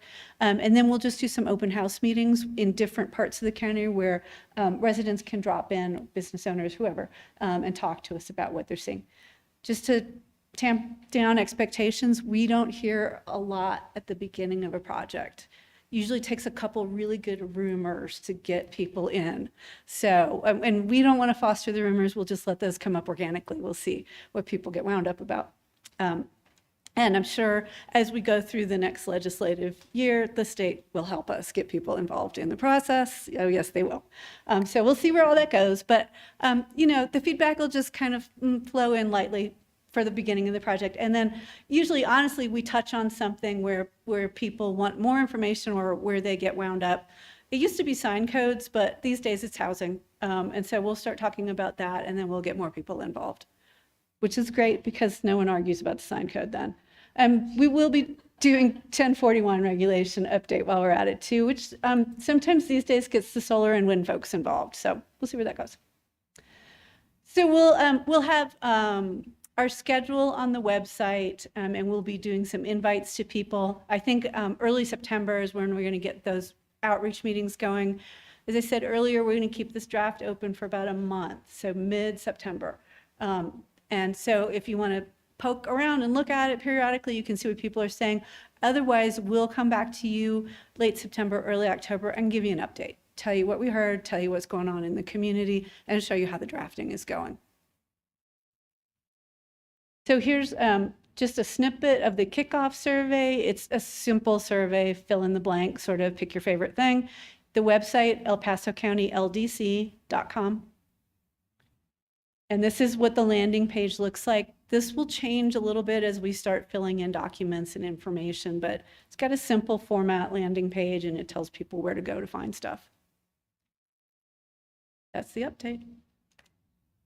Thank you. Any questions? Mr. Markowicz? Hi. I mean, I obviously just got a hold of this, and so I glanced through it, and the only place that I saw related to coordination and cooperation with the various cities that are within El Paso County was a recommendation on page 11 for incorporate zoning districts and standards that support city county annexation policy.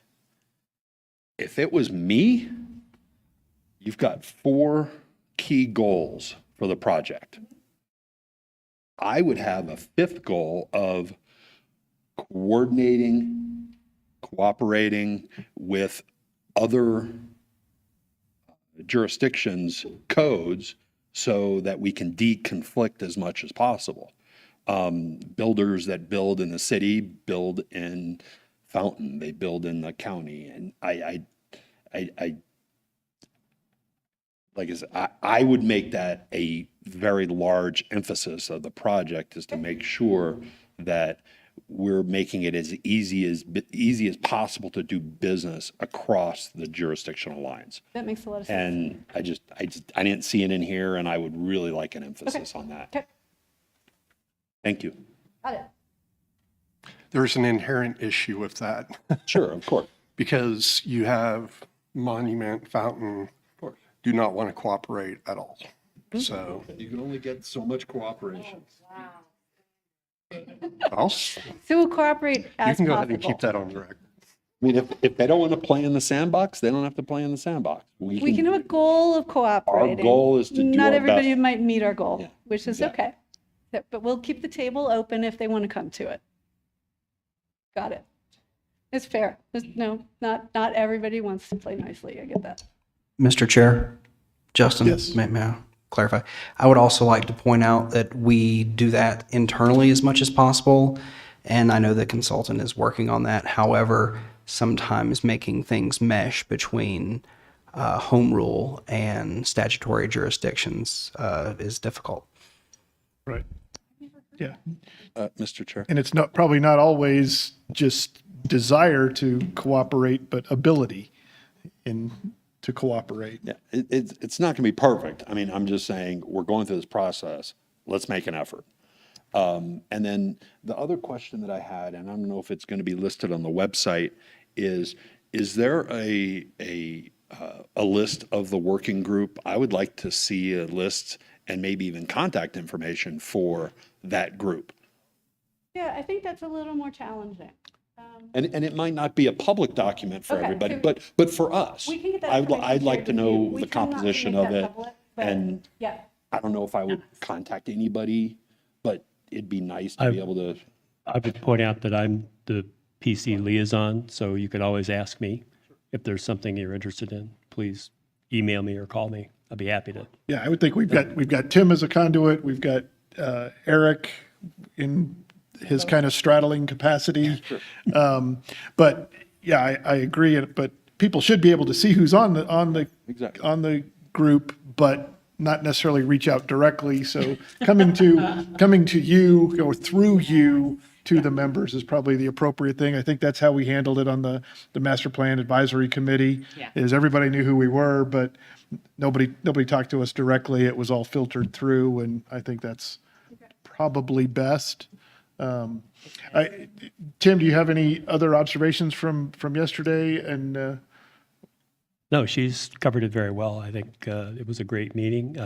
We did get some good initial feedback, and I do agree with her assessment that the group is going to be engaged pretty well. So I look forward to moving forward on it.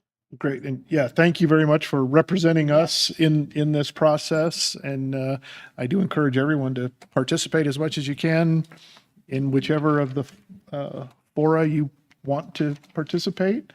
We'll see how it goes and look forward to additional updates, Exactly. periodic We'll update updates you as guys they come through. periodically, and as we get closer to adoption, we'll update you more often so we can start working through issues that you might want to rework. And I'm sure you're constantly in touch with staff. Constantly. So that will be. Not quite yet, but that will happen in the next month or two. They'll be like, oh my gosh, it's her, don't answer They the gave you an office phone. downstairs, didn't they? I'm sorry? They gave you an office downstairs, didn't Well, I was just asking Kylie for one, actually, so yeah. Anything else? Thank you very much. We look Appreciate forward to it. being part of this and looking forward to the result so that we can all start to apply it. And thank you. I'll ask Mr. Kilgore, any last words for us? No, sir. Have a good day. Okay. See y'all We'll, on the 5th. we'll see you back here in 3 weeks. Thank you very much for your participation, and we're adjourned.